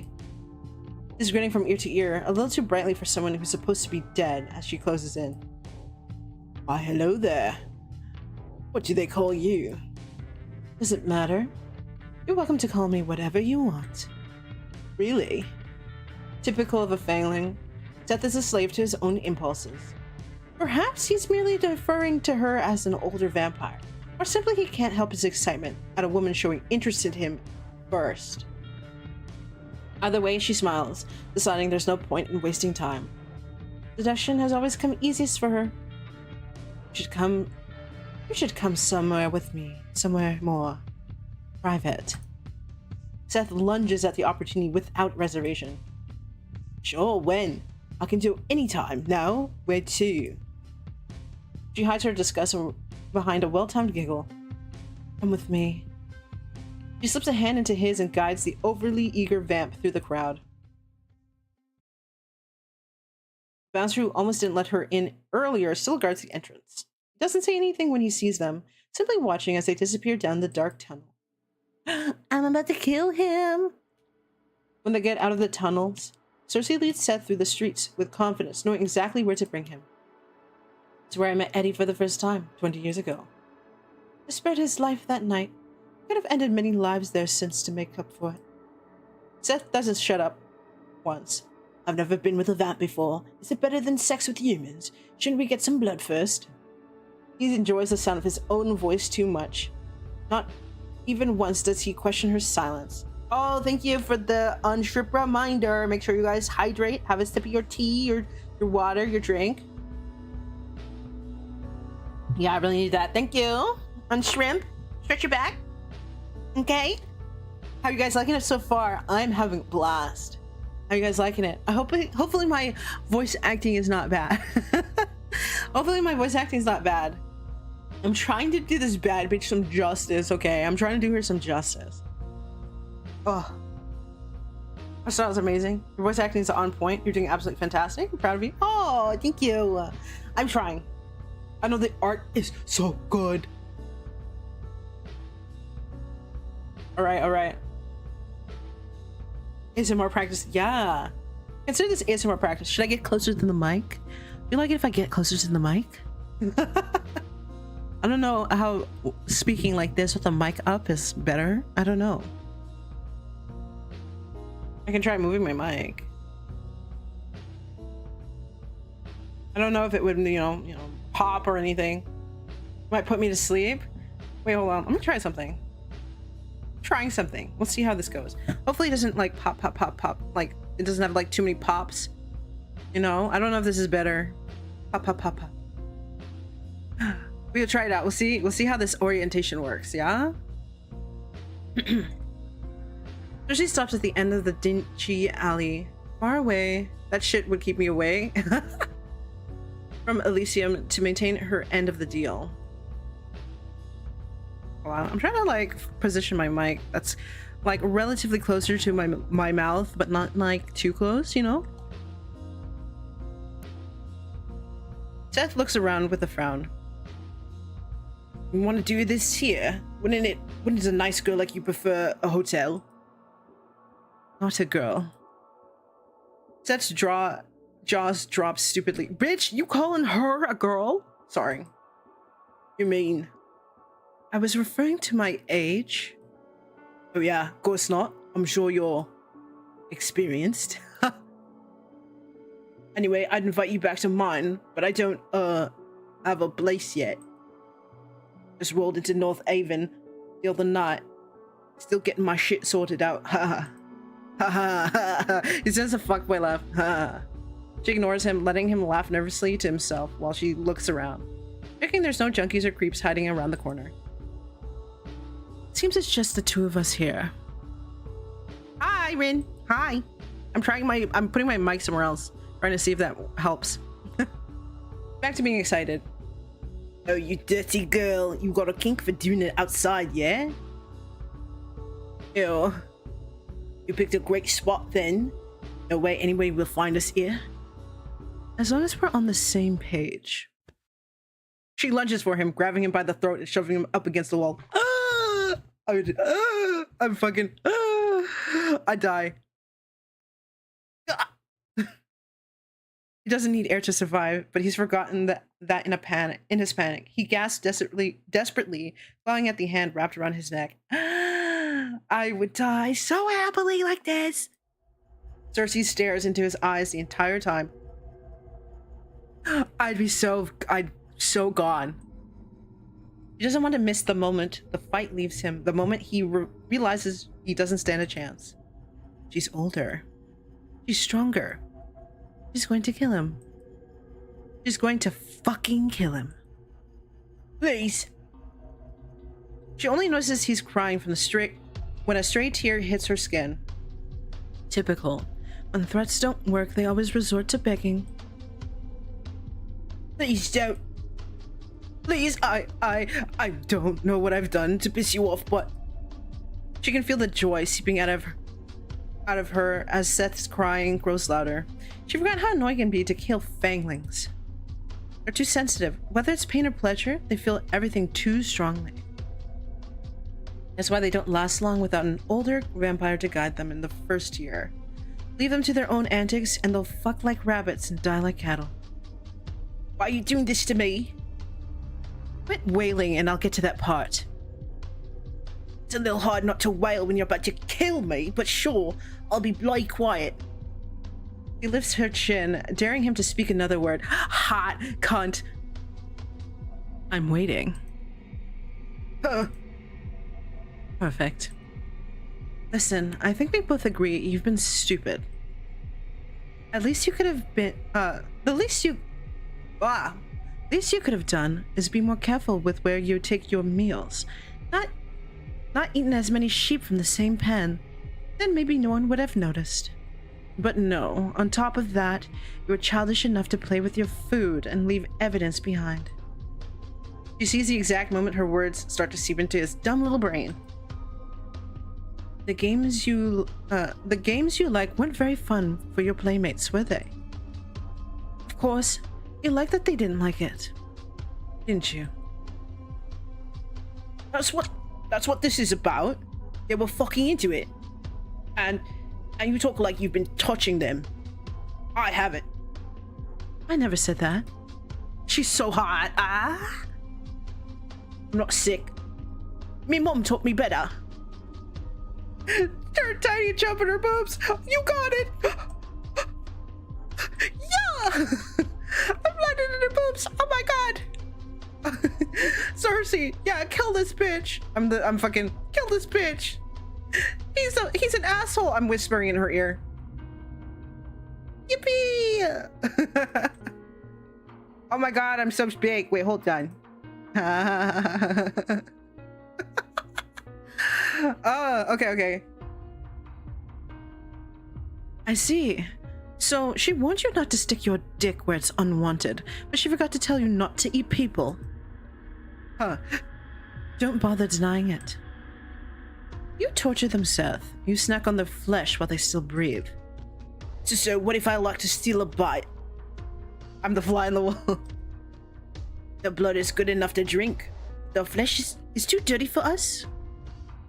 Oh, I mean, you're gonna kill them anyway. I mean, take a little nibble. Nibble, Every vampire's tried meat once. Yeah, even you. I believe know you have. And like I already told you, they fucking enjoyed it. Her fingers twitch, her grip on his throat threatening to tighten. Did they tell you that before or after you drained and defiled them?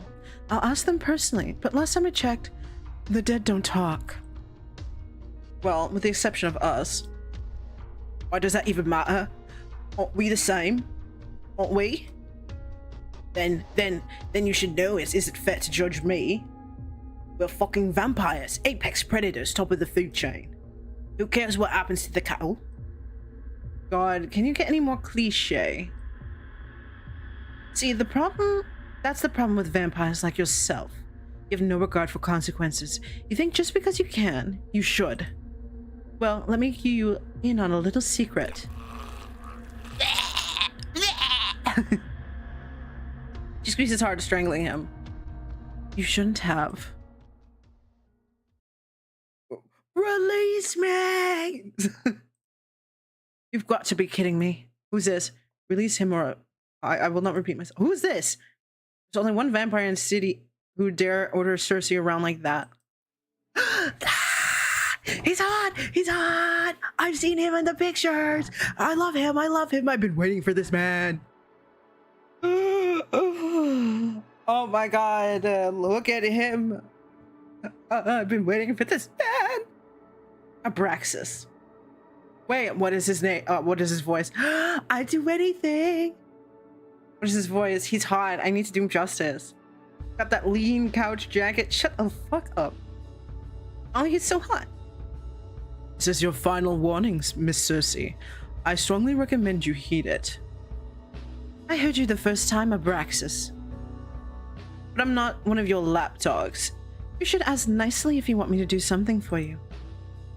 As if playing nice with you has ever done anyone any good. How would you know? You never tried. Trying to distract me, but your efforts are in vain. Tonight, I have even less patience for your antics as usual. I'm sorry, I'm not straight anymore, confirmed. Welcome to the Alphabet Mafia. Seth is under the protection of the supernatural secrecy force. You harm as much as a hair on his head. You'll be in defiance of North Haven's supernatural law. Purely out of childish spite, she considers plucking a hair from Seth's head just to prove a point. He'll grow back in seconds, after all. Release him. Let me handle him. Meh. It's not as if this would be my first crime. I've broken at least 2 laws just tonight. This is a serious matter. I'd motorboat him with no shame. Give me a chance! Lift up your shirt, please! I'm begging you! How serious? I cannot say as much. Just know that Seth is our only witness to an important investigation. Am I? He is. In her surprise, Sussy drops Seth on his behind. Seth scrambles to his feet, running to hide behind Abraxas' imposing frame. It's hard to tell, but beneath the thick jacket, Abraxas is hiding almost 6 feet and 5 inches of lean muscle. That is big. Look at those. Yeah. Look at the vein on that. They know what they're doing. They know what they're doing. Look at the vein on his hand. I want to bite him. I want to piss him off. And then I want to bite him. If only he'd use those muscles for something productive, like throwing me around in the... I know! I know! I know! She's so fucking real! She's just like me for real!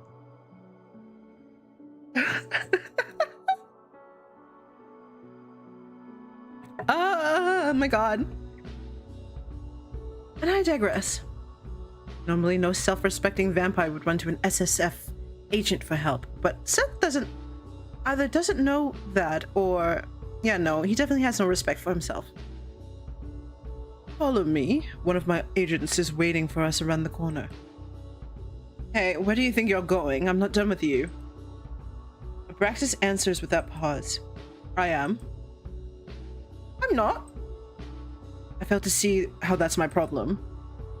Praxis couldn't look more bored if he tried. It's infuriating how he always carries himself with perfect poise, even as his shoulders hang heavy with guilt. He thinks no one can see. Thank you for not putting up too much of a fight this time, Miss Sussy. I appreciate it when you're willing to collaborate. Like the rest of his good-for-nothing squad, Abraxas has never, not even once, flinched in the face of her wrath. He's a brat tamer. There's always a time for first. Collaborate? You want me to show you how I collaborate? Poke him in his boob. Poke him in his boob. Do it. Poke me in his boob right now. I want to see the squish. She storms up to him. Even in heels, she has to glare up at him. Height difference has never intimidated her. Ah! Size difference. Size difference. Ah! Sorry. This is unnecessary. I could hear you perfectly fine where you stood. Just fuck already, dude. Right here in the alleyway, man. Just do it. Go fuck yourself. Not even a flinch. Very mature. You're more than welcome to waste my time any other night, Miss Sussy, just not this one. Tries to sidestep her, but she follows, blocking his path. It's a tall glass of water. Don't pretend you're above this. You love arguing with me. This is the brat versus the brat tamer. Mix size difference. Mix bites you. That's why you're always in my business, messing with my work. His brows furrow. It's the only hint that her words have affected him in any way. It's so true. I'd be following this baddie too. Bisexual panic. I'm not in your business. You're in mine. Right, sure. That's why I stalked you here. Oh wait, that wasn't me. That was you. Oh please, I did not stalk you. They have great. Oh my god. Imagine both of you pinning you against the wall. I'd die. I've already camped. I've gone. Hits you like a brick. The second you touch that wall, it's over. It's game over. I could not, bro. I couldn't handle that. I'd be destroyed, and then I'd be sitting in the corner and just simultaneously biting you. I just die. I think it's time to die now. I die happily. I'm going straight to hell. And I hope I see them there when they eventually die, like centuries later. And how did you find us? I think they wouldn't let you die. They just turn you. Yes, turn me, please, turn me. Coincidence? Ah, sorry. Coincidence? Seriously? That's the best you could think of. It isn't the first time you've brought prey into this alley. I was in the area looking for Seth. I figured it would be worth a look. Yeah. Oh my god. So yes, it's nothing more than a coincidence that I found you. No, bring it back. Bring it back. Moves to pass her again, but she moves again to block him. I'd be this. If I was a vampire, I'd be the cat that keeps crossing your path. You can't step without fucking almost tripping over me. I'm not letting you. Do you even know why who you're protecting here? Do you know what this bastard does to his victims? He doesn't just drain them, he tortures them. He deserves worse than death. Don't want to talk. You just tried to kill me. Seth pushes out his chest, mimicking Abraxas' stance as best he can. Boy, if you don't sit your ass down. You saw what she did. You saw everything, right, Captain? Quiet. But Seth only gets louder. You did. You saw how this she-devil threatened me. That's attempted murder. What are you waiting for? Do your job and arrest her. Cersei doesn't rise to her own defense. There's no need, because she sees Abraxas' response coming from a mile off. He's about to hit him. On what grounds? What? I just told you. She tried to murder me. This isn't something the SSF is concerned with. We cannot get involved every time there's a minor squabble between two supernaturals. Oh, shut it. Look at me in disgust. I love it. They trade a peeved glance at the unintentional coordination. After a stony stare, Abraxas is first to break this tense silence. You have no authority here, Miss Sussy. Now go your way, and I'll go mine. The palm of his cold hand ghosts along the small of her back, gently pushing her to his side. Oh my god, I'd be clutching my pearls. Then he grabs Seth by the elbow and drags him to the mouth of the alley. I'm like, oh my god, I'd be like, this is hotter, bro. Hot, man. Cersei follows right on their heels. What happened to him? What happens to him after you get what you need? I can't help but get thrown into a violent trance at the slightest hint of criticism or pushback. Are you done? Are you done, Winter? Can I return to lusting after my characters? My bisexual panic? I've got black and white in front of me. I've got black and white, and I'm here to fill the rainbow. Yeah, I know, Dracula Flo. I know. He's everybody's grandpa. Or his uncle. We'll follow protocol and release him. But he's a criminal. Because he's predictable like that, Abraxas just offers the usual spiel. The SSF is a counterterrorism and intelligence agency. We investigate and neutralize supernatural threats for the greater good of society. We have neither the time nor a reason to chase down all the addicts, muggers, and vandals who haunt these streets. But even if I wanted to do something, we have no cause against him. I cannot abuse the law by detaining him without proof of a crime. My word is your proof. Have I ever lied to you before? Many times. But I'm not lying this time. Abraxas pauses, turning to look at her. He meets his assessing stare with confidence. I'm here to break up the horniness with that. Fuck you! Fuck you, man! Fuck you! If you have proof that this vampire has violated supernatural law, you should gather your evidence and report it to the Supernatural Crime Division. I'll put in a word with the inspector or whoever's on shift to make sure he's looked into as soon as possible. And if he is indeed guilty of the claims you make, I'll personally ensure that he gets what he deserves. Now you will please step aside. Now, will you please step aside and let me do my job? Not until you fuck me first. She steps back, hiding her fangs between tightly pressed lips. Fine. He's not going to report shit. By the time they get through the backlog of his file, Seth already fled the city. I know. I'm sorry. I'm not gonna. You can't leave. He's got work to do. She'll surrender him to SSF custody for now. There's no other option, but as soon as he gets out of their sight. That snickers under his breath. Serves you right, you stupid cunt.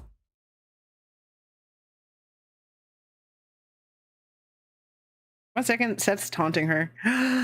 He's gonna stand up for his baddie!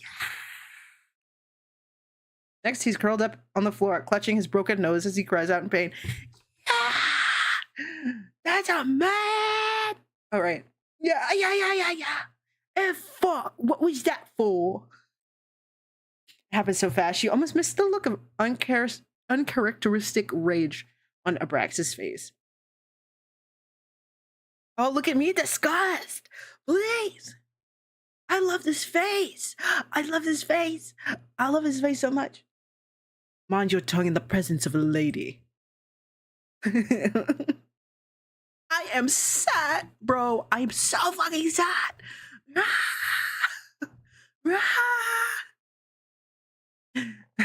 Fuck. I want him to look disgusted more. Please look angry. Please look angry. Please. Please. I'm going to annoy him. I'm going to annoy the fuck out of him. Clearing his throat, he actually has the audacity to look sheepish. His eyes meet Cersei's.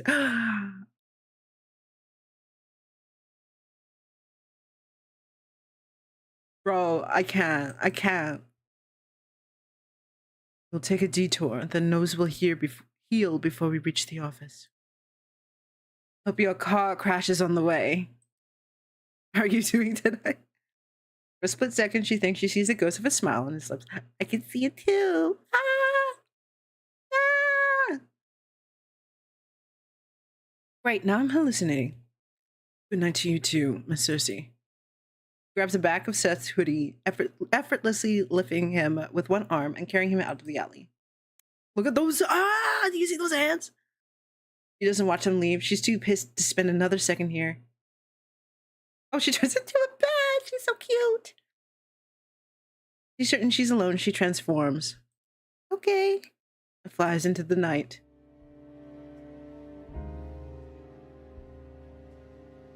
Cersei flies through an open window of her flat. Oh my god, I would have my place would look like this. My place would look like this. I'm so fucking for real. The bra on the couch is perfect. The bra on the couch, that's so real. She is just like me for real, for real. I need to start naming our kids. Bro, you think I'm gonna let him have kids? I'm not sharing that motherfucker. I am not sharing that motherfucker with no kids. Oh, got me fucked up. Miss Sussy, Miss Sussy, Miss Sussy. So the same thing about the bra. Yeah, it's so fucking real. Just the clothes on the couch. I have a shirt above me actually right now. So I took it off.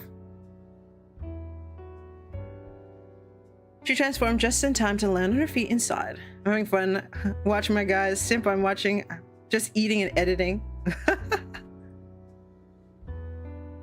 Who the hell does he think he is? Ah! How do I turn this off? How do I hide the screen? Can I hide the screen? Options. Wait, hold on. No, I can't hide the screen. Can I hide the screen? Can I hide the text? How do I get rid of it? Please. Please. I don't want the dialogue there anymore. It's not about me being big. She's got all this down here. She got all that down here. I can't. Ah! Oh my god. Oh my god, she's so hot. She's so fucking hot. She's so hot. She's so hot. Holy shit. Ah. Ah. Can you go back on the text? I don't know. How do I go back on the text? I can make it small, but I don't think it doesn't make the thing smaller. It just does that. Back button? Back where? How do I go back? I don't see a way to go back. What are you talking about? Scroll on the scroll wheel. I'm scrolling. Wait, I'm scrolling. I'm not seeing. Oh. Wait. How do I? Oh my god, I'm losing stuff. Wait. How did I do that? What? How did? Where do I scroll?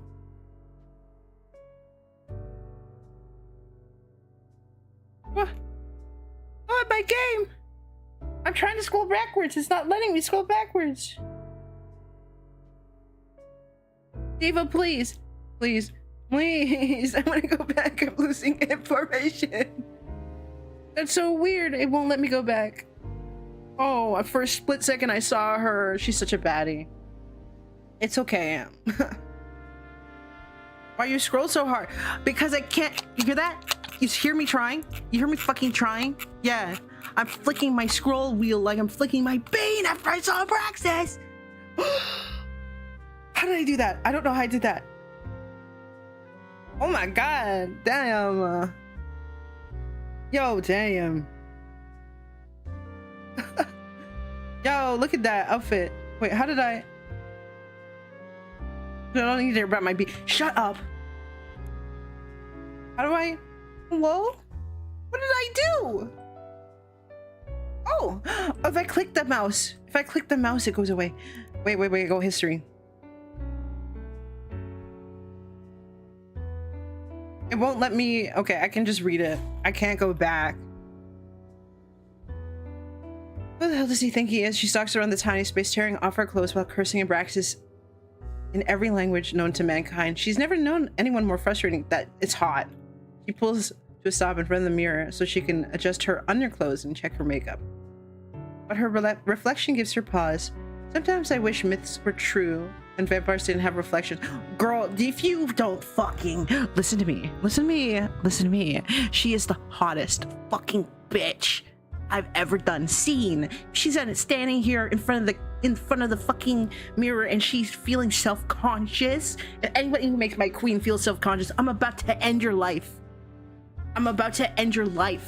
You make my queen feel self-conscious, I'm about to end your fucking life. I say that with my full chest. I'm gonna come to your house and I'm gonna kill you. For the absolute negligence that is making my queen feel bad about herself. I swear to God. Oh, wait, hold on. She's so cute. I could say dick here. What? I choked on my water like it choked on the... Yes! Like I've been choking on his whole cock. Bro can bite me if he needs to get it up. It's fine. I will gladly let that happen. What's a little blood play? It's fine. The red lips painted that color on her mouth, so her mouth would match her eyes. Her eyes are beautiful. Black hair she frantically restyles with every change of the seasons. That'd be funnier. Yeah, right? The body that stopped aging the year she thinks she turned 22, only a few days short of 23. She tries to carry herself to show she's older than she looks, but staring herself down in the mirror, she can't help feeling hopelessly young. Wow. So she wants to feel a little bit older. To be honest, I feel you. I don't want to look 22 forever. I think like a good solid, like, you know, late 20s, early 30s. I think that's peak. That's pinnacle maturity. You know what I mean? Maturity, but still like hot and fresh, you know?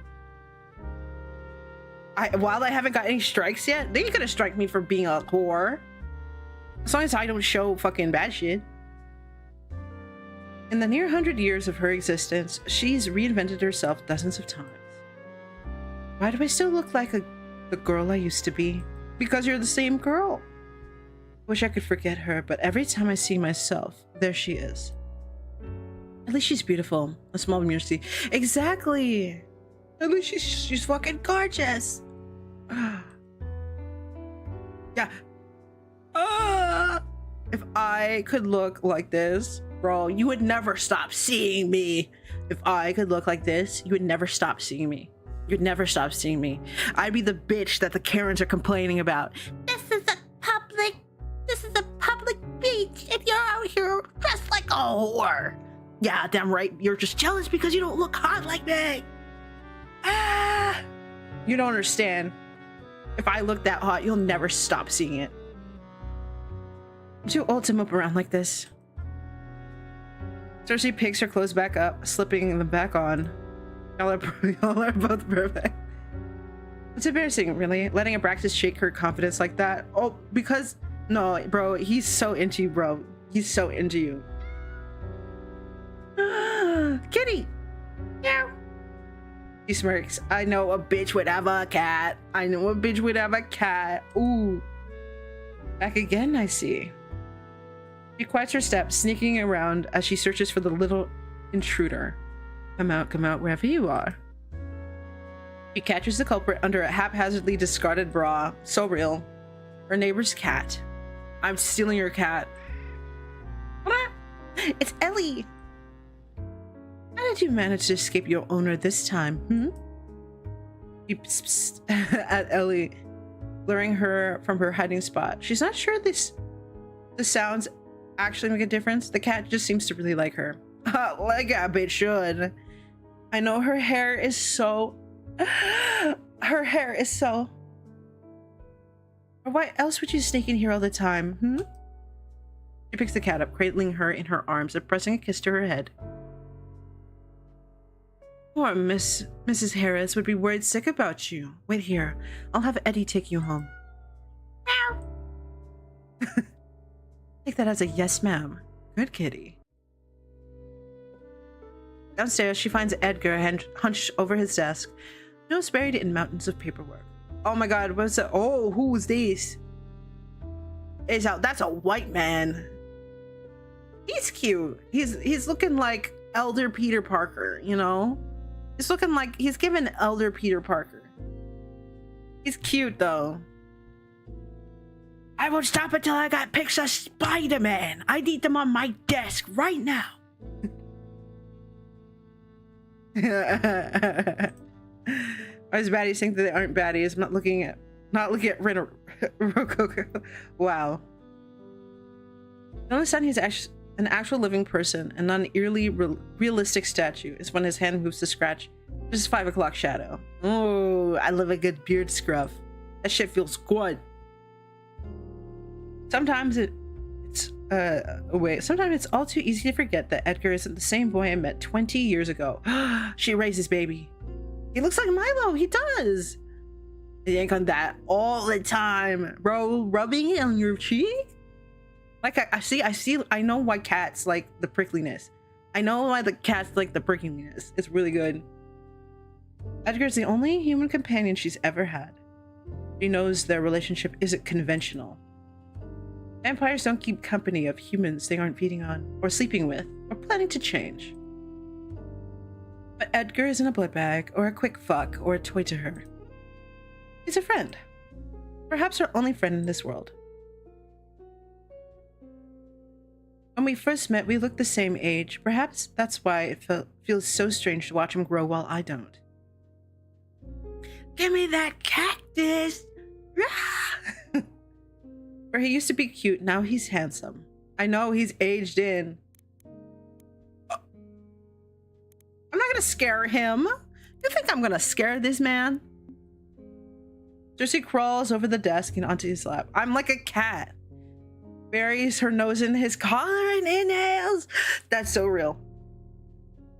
If I was a vampire, I'd be pulling that move 24/7. It smells the same as always.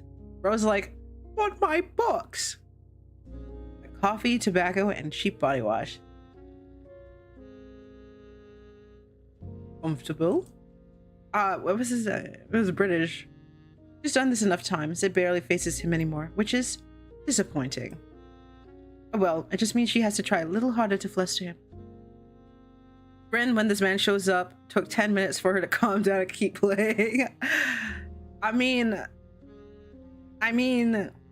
he is hot. He's got that like tired writer hot. You know what I mean? Very comfortable. Glad one of us is. Bored, she slips out of his lap and sits on the edge of the desk instead. You'll never guess what happened again tonight. Abraxas messed up the job, didn't he? Wait, what? It was British, right? He was talking about Ellie. But being reminded of Abraxas sours her mood. How'd you know? Did you cursing up a storm upstairs? Right, thin floors. Edgar doesn't ask for details, well aware Cersei will supply them regardless. Never takes much of her to go off on another one of her rants about Abraxas and the Supernatural Secrecy Force, the SSF. I got the caffeine right here. I got that chocolate. You want some hot chocolate? They've been a thorn in their operation since the very start. Separate from the Supernatural Crime Division, the SSF are an intelligence agency specialized in so-called counterterrorism. We're licking this man. Bluntly speaking, they've been ordered to do whatever it takes to ensure that the existence of supernaturals remains a secret from the larger world. They spy and manipulate the narrative behind the scenes, only stepping forward when an incident grows big enough that it threatens exposure. Oh my god! On occasion, they even directly eliminate assumed threats. SSF higher-ups are all mortals, but they send supernaturals like Abraxas to do the dirty field work for them. Many would insist that the SSF are a necessary evil, but everyone still thinks supernaturals who join up are sellouts. Innocence or guilt matters little to the SSF. Their job is, quite literally, to brush things under the rug, usually at the expense of non-humans. He's gonna tie props. Don't you dare say that. We're gonna turn him before he dies. He can't actually die. Oh. Idiots have experienced a rise of vampires. Don't let the SSF anywhere near if they can help it. In places like North Haven, it's hard to get all the different non-humans to agree on anything other than not wanting humans to discover us. Surprised they've intervened again. But I am surprised they haven't shut Thorn investigations down yet, given our egregious list of violations. I don't like Abraxas any more than you do, but I've got to give it to him. His patience with you has been impressive. Oh, look at his pout. Careful. That almost sounded like a compliment. But Edgar's not wrong. Cersei should be a major liability in the SSF's books. I mean, she literally hunts vampires. She's bent and outright broken the rules plenty of times. Yet Abraxas doesn't report half of the stuff she gets up to because he's down bad. Girl, he's down bad for you. As he should. Because of that, he now seems to believe she owes him some kind of huge favor. There's gonna be a scene where he's on the ground bleeding out or something and she's holding him and she's like, I can change you into a vampire. He's gonna refuse and be like, no, I can't. No, and then he dies. I do it anyway. If he wants to die, he can go out in the sun. I'd fucking do it. No. Sorry, I can't let the baddies die. I know you don't want to die, but you want to die. But we're not. Me and Rin are not gonna listen to that. We're gonna change him anyway. I don't give a fuck. As if I ever asked for his help. You know what?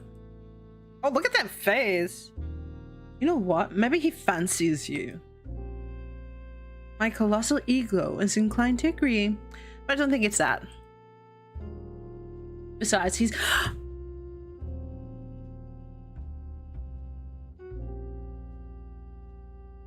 You're lying. You're lying. You're lying. Who is this bitch? Who is she? Who is she? I'm a bet. Wait, is she hot? This is the first question. Is she hot? Okay. If she's not hot enough, if she's not at least as hot as Cersei, she needs to die. But if she's as hot as Cersei, then she can take me too. Hey, vampires live a long time. It's fine. I don't mind. If she's hot too, like, I'm not against it. Like, I'm actively saying, hey, I'll do that. You literally killed people and you're afraid of home wrecking? It's not home wrecking if she wants it too. It's not. That's just making a bigger home. You just need to understand that. If she's hot, then, they're vampires. It's fine. But if she's not hot, then she can die. I'll kill her myself. I'll kill her with my bare fucking hands. I'll rip her throat out. But if she is hot, see, this is the hot thing. If she's hot, then she can live. She has to be at least Cersei's level of hot and higher. I don't make the rules. That's how it works. Otherwise, I'm coming for her. Oh, okay, fuck. I don't give a fuck. She's dead. Bro, she's dead. I don't give a fuck. Answer salt. The trash took itself out. Trash took itself out. Don't have to worry about it. Dead wife, let's go. Ooh. Oh, okay. I don't give a fuck. She's dead? Okay, that's fair game. Fair game. I don't give a fuck. You think I'm better than that? No. Bro, it's been years. I'll help him move on. And yet, even after all this time, he still hasn't taken off his wedding ring. That's how you know he's devoted. It's fine. About 15 years ago, when they'd spoken face to face for the first time, but one of the first things she'd noticed about him. They say, lose your seat, get sneaked? I don't know. Oh my god. Zeracles, hi. I hope you're having fun getting ready to fucking lust over some bad bitches. Look at this bad bitch. Look at this bad bitch. Time she'd been disappointed, assuming his wife was still alive. She'd done a lot of awful things without guilt, but sleeping with married men was something she'd like to avoid, unless the wife is down with it. In hindsight, she recognizes she dodged a bullet, even if only barely. It's a long time, I suppose. Edgar scratches his nose bridge, giving away how nervous he is, and never fails to amuse her how easy he is to read. Bill, it's quite sad, isn't it? Must have loved her very much. Must be painful, missing someone that long. I guess. Cersei knows far too well what it feels like to mourn someone you'll never hold again. It doesn't have to mean that you love it. What? Wait, does it have to mean that you love them? Okay. But Edgar wouldn't be thinking about her experience in this moment. Must be thinking about his sister. On to more fun matters. What day is it? Remember what day it is?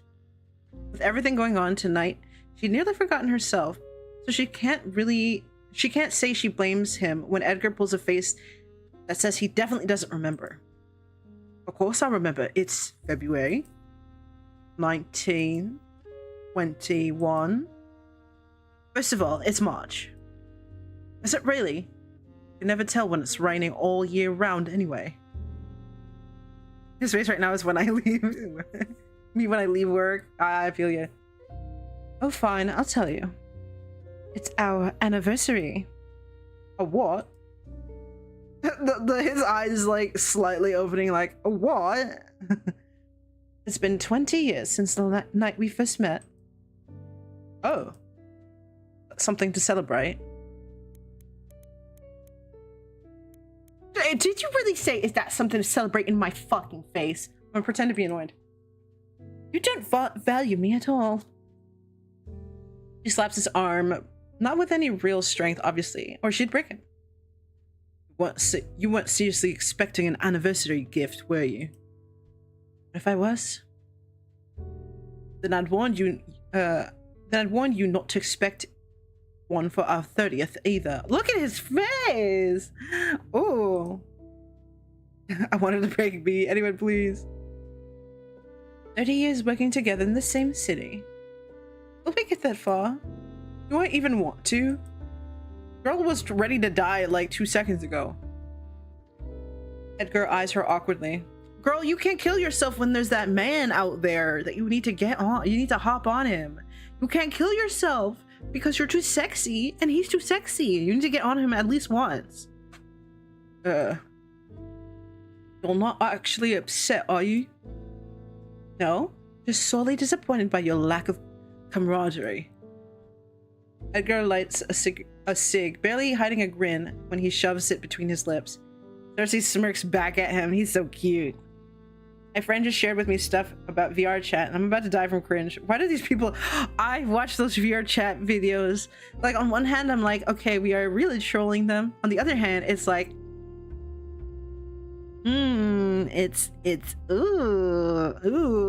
it's juicy, it's fun cringe. Phantom pregnancy? Motherfucker read the Bible. I know nothing about this either. She's obviously a vampire. Yeah, so she's a vampire. There's a hot, let me tell you, there's a hot bitch. Everybody's hot. Okay, listen, everybody's hot. But there is a hot guy named Lazarus. And then there's the hottest bad man named Abraxas. And I'm gonna bite him. I'm gonna suck on his tits. I'm gonna suck his dick. Bro, I used to watch all those VR chats videos, bro. I'm in session. It's so funny. It's so funny. When it's hot and we're all getting pregnant. We're all getting pregnant. This kind of banter has long been a part of their daily routine. She provokes him, he retorts with some snark, they laugh or roll their eyes, then rinse and repeat. It had taken a while to get here, of course. When they first met, Edgar was so angry with the world, he took everything as an insult. He's mellowed out over the years, gotten better at reserving his anger for when it's actually warranted. Most of the time. Bragg says, I'm milking the fuck out. I would too! Get him on the table! Get him on the table! I'm about to fucking breeding bull this bitch! Well, many mammals do go through pseudo-pregnancies. Yeah, I mean, you know. The 2 vampires and we have the... we got like you. These 2 on screen right now? Yeah. But... Gary, but he's hot. I mean, also he's hot. Everybody's hot. Alexis is hot. And Lazarus is hot.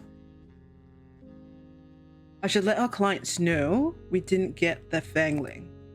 Blah, blah, blah, blah. It's annoying, but they don't have any other option. Their anonymous client was clear in their instructions. Seth must die tonight, or else no reward. With Seth in the SSF's custody, there's no way they can get him before the sun's up. Ugh. I just realized. He's too cool to be... What the fuck you mean he's too cool to be hot? How can anyone be too cool to be hot? Dave DC character. I'd have to think about it. I have to really think. Lord Deathman. That sounds like an edgy man. Maybe he might have the buns of steel. Maybe he might be hot. I just realized we'll have to return the deposit, won't we? It's the right thing to do. Can we afford to do that? He's a Batman villain. Looks like Skeletor. Oh my god. I love that. Per your request, we've taken fewer jobs as of late, so we've stretched even thinner than usual. If you want to feel more secure about keeping the lights on, you could take a few more cases. Oh wait, you could take a few more cases. Remember when I said you could hang out if you come to visit Vancouver? I'm not scared. Tony Robbins' great grandma, bro. I bet she could throw it back. Spend less on clothes. You're gonna tell a bad bitch she should spend less on clothes? Why would I do either of those things when you're always working so hard to make sure we're a month ahead on rent? I've only got so much hair, Sussy. And I've only got so many dresses. Edgar heaves a sigh. You might say that. I'll just take it out of my own pay then. She nods, pleased with this quick thinking. Anyway, that all can wait till tomorrow. Let's go to the Golden Cat and celebrate our 20th. You don't need to use our anniversary as an excuse. We go there every night. But tonight will be special. Drinks on me. Well, technically it's on our rapidly depleting business funds that will be paying. But the sentiment stands. You sure know how to spoil a bat. So that's a yes. Yes. All right. Just let me fetch my coat. Why do I feel like I'm forgetting something important? Knock. Hot person. Protect you. Ain't protecting you from shit. That's what his powers are. Death guy has death powers. He's got the power of boner. He's all bones. He's got the power of giving you a raging boner. Yes, that's my final answer. I only know one person who knocks like that. You take it. I always answer the door. Who is this? Knock. Only because you're so good at it.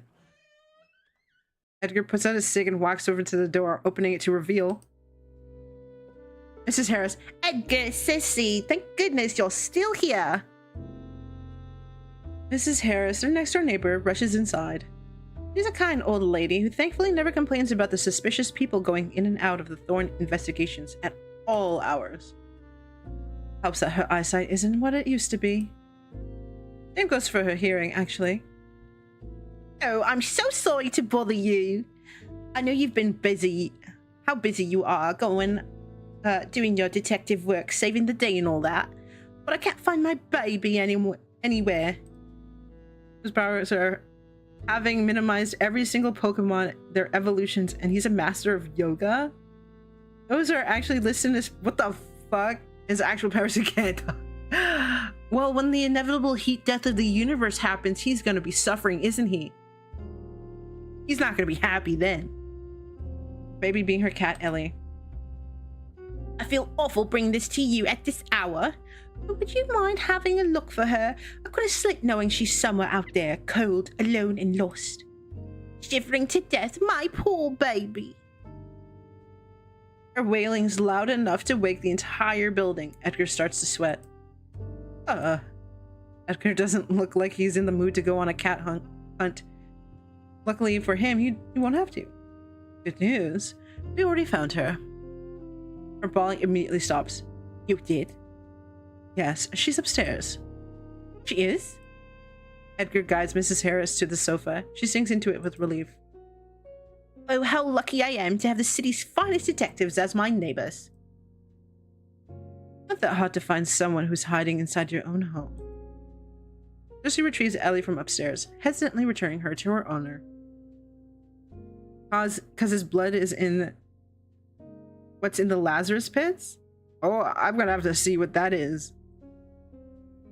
Edgar watches the exchange with amusement. He's been nagging for ages that she should just stroll down to the shelter and pick up a cat of her own. Look at that smile. Sadly, I lack the confidence to keep something living alive. Oh, thank you, thank you, thank you. Mrs. Harris hugs the cat to her chest. Ellie lets out a not so pleased, yeah. You saved my baby again. How can I ever repay you too? It's nothing.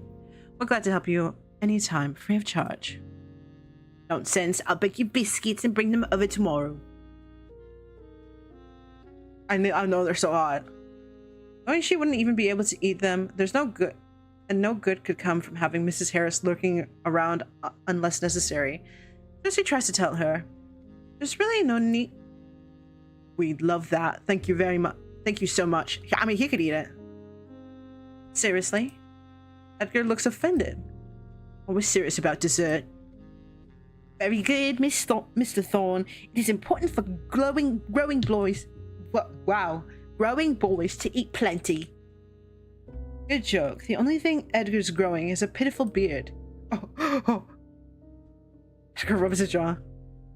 And for that, you need plenty of calories. Oh, sure. Jessie gently gets Mrs. Harris up out of her chair and guides her to the door. All the way there, Mrs. Harris rambles about how she's going to bake tomorrow. What she's going to bake tomorrow. Jessie almost has to shove her out the door. When it's finally shut behind her, Cersei glares at Edgar. What? Would it be foolish of me to turn away free food? Anyway, with Mrs. Harris gone, there's only one thing left to do. Drinks. Yo, how was everybody doing so far? We've all been lusting up for guys, checking up, make sure you hydrate, make sure you have a sip of your water, your tea, your drink. His blood is the same substance that's in the pits. Same sweep teeth. The same sweep tooth. Sweep tooth. Oh, the sweet tooth. Yeah, me too. Thank you for the hydrate reminders, Hercules. Thank you. All supernaturals and even a few humans are in the know come here. Something about the cat. Something at the cat restaurant. You can skip me saying what the pits are. Wait, hold on. Oh, magic pools that revive the dead put in them. They tend to go crazy. Oh, so his blood? Is that? Interesting. So is he crazy? I would imagine he's crazy then. As long as you keep your fangs, claws, wands, whatever you got to yourself, you're welcome to pop in for a drink. Yeah, he's crazy? Okay, I like that. Entering the pub, Cersei's eyes immediately hone in on one guest in particular. Oh, look, it's your little friend. Hello, who's this man? Hello, who's this man? Wait, hold on. I'll give you guys a good look. Look at that guy. Who's this man? Does he have hearing aids in? Oh my god. Raoul, a local cop with muscles that aren't just for show, he's seated near the bar, nursing a beer in one hand. Raoul. Don't call him that. The way you phrase it makes it sound indecent. But he is your friend. The sidekick was Robin's girl. Bro is collecting people. Literally like Pokemon Bros collecting people. But he is your friend. Last I checked, your only friend. Other than me, of course, obviously. I have other friends. There's Richard, back in my hometown. Though I haven't spoken to a Pratt in some time. Even thought about him in a while. And there's you. We're friends, aren't we? Oh, look at it blush! Look at it blush, look at it blush. Oh, of course. Look at him blushing. He's so fucking cute. He's so cute. Impressed by how much his words mean to her, Cersei's quick to change the subject. Thankfully, Edgar doesn't seem to mind, looking more than a little flustered himself. He is so fucking cute. Look at him. By the way, Raoul's like gay, right? What makes you say that? He's never responded to any of my flirting. Perhaps he's just not into you. No, he's definitely gay. Only flirts with Raoul to mess with Edgar, but it still surprises her Edgar hasn't noticed his friends not into women. Is he really so oblivious, or is Raoul just that private? Maybe it's easier for her to tell, because she also enjoys the company of her own sex. What? You've been flirting with him? That's what he's mulling over. I walk up to Raoul. Edgar greets him first. Evening, Raoul. Did you get off work early tonight? Edgar and Raoul have an interesting friendship, if you can call it that. They meet up every few weeks, but it's never a planned thing. They just sit next to each other and chat over a few drinks, bonding over being human in a world of supernaturals or whatever. Hello, Edgar. Unfortunately, I'm technically still on the clock. Good to see you as well, Cersei. Have you been well? Raoul nods to Cersei, acknowledging her too. He's smiling, but you can't tell if it's out of politeness or if he's genuinely happy to see them. Sure. What about you? Are you here on official business? Anything we should look out for? She had a sidekick before she's a... Damn. Okay, interesting. Well. She takes a look around. Where's your pup, by the way? Rare to see you without him. It's Dante! It's gonna be Dante! Barely a moment after he's mentioned, Cersei watches Dante, Raoul's police partner, step us inside the bar. Yo, it's Dante. Speak of the devil. A werewolf, I guess, for being technical. Dante looks a little out of sorts, hair sticking up even more than usual. You notice them immediately, but doesn't even spare them as much as a grunt of acknowledgement. Rubbing his arm, he instead stops on the other side of the bar to order a beer. He doesn't say anything. I've always thought of him as a loose cannon, waiting to burst. He looks especially on edge tonight. Something's rattled him. And again, Dante's never behaved the way you would expect an officer to. Perhaps that's why I mind him less. Is he avoiding us? I think he can hear you. Yeah, he's got a werewolf hearing. He can hear one of our dogs named Dante. Ooh. I think Rin died. Yeah, Rin shriveled up and died. She saw the blush again and she fucking perished on the spot. Yes, that was the point. She raises her voice. Perfect timing, Dante. We were just talking about you. What? Oh, we would. You do realize that when you say it like that, you will only sound more suspicious? Sussy. Raoul rests his chin on his palm, watching the scene with a little too much amusement for her liking. For some reason, Dante seriously freaks Edgar out. Now, this shouldn't be so surprising, because Edgar's been easily scared as long as Cersei's known him. However, he especially intimidated by Dante. Ah, look at him. Wait, hold on. Look at those boobies. Look at those boobies.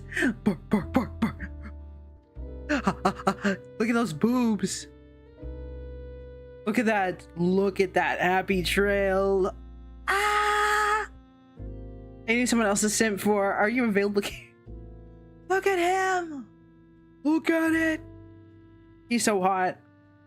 In his defense, Dante does look like he'd punch your lights out if you look at him the wrong way, on the wrong day. You have to be pretty stupid to try something on Eddie while I'm around. In the meantime, Dante has picked up his spear and walked over. He offers a nonchalant wave of his free hand, which is probably as good as a greeting to look at from him. Did you forget to brush your hair this morning, or did you run into trouble on your way here? Anyone's picking on you, you can always let me know. I don't like animal abuse. Oh my god. Posted a pet's channel. Yes, dog. Yes, I want pictures. Just wait, what voice should I give him? Just ran into Abraxas. Seen him recently? Being reminded of Abraxas' existence again sets a frown on her face. Not really. When Dante smirks, Cersei knows he's gotten exactly what he wanted by bringing up Abraxas. Everybody knows that they're into each other. Everybody knows. I heard he and his agents were snooping around that museum that exploded, interviewing potential witnesses. A museum? An explosion? Could that be related to why Abraxas needed Seth? Guess they'll be wandering around the city till that's sorted, keeping an eye on things. You haven't run into him yet? I'm sure you will. A lot. The smugness shifts to curiosity. Heard anything about that, though? Not sure what you're asking me for. I haven't got a clue what they're up to. And speaking from experience, it's best if it stays that way. Actually, why do you even care? Aren't the SSF and the police supposed to stay out of each other's business as much as they can? Unless it's related to whatever the two of you are working on. Raoul wouldn't tell us anything. Maybe you will? Don't give him the chance to say anything. As if he would have told us the truth if I did. She could have forced him to.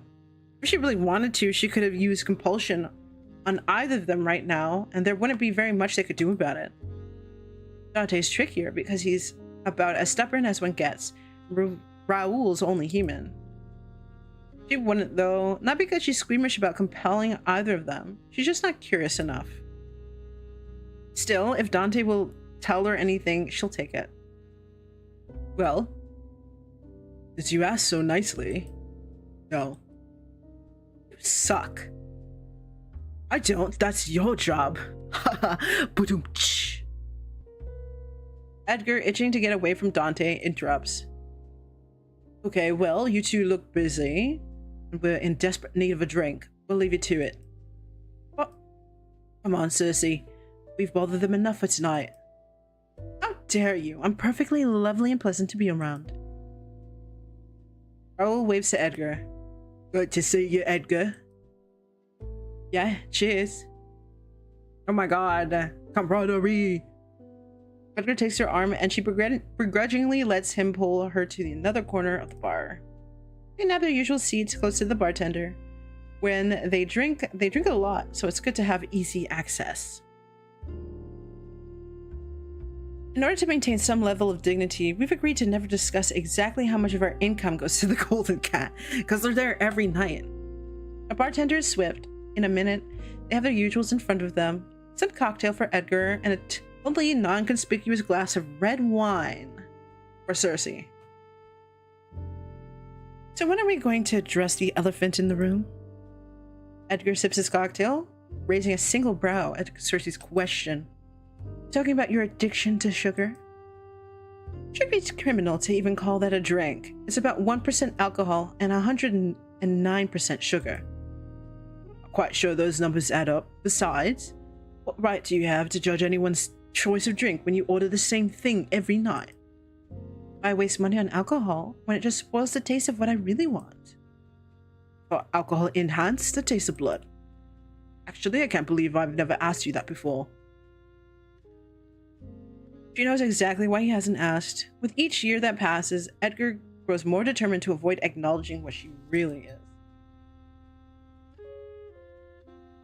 Depends on the vamp, but nothing will ever beat drinking it fresh from the tap.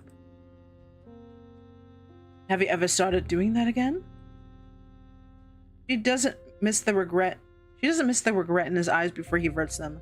Still, she can't help the irritation she feels what he's insinuating.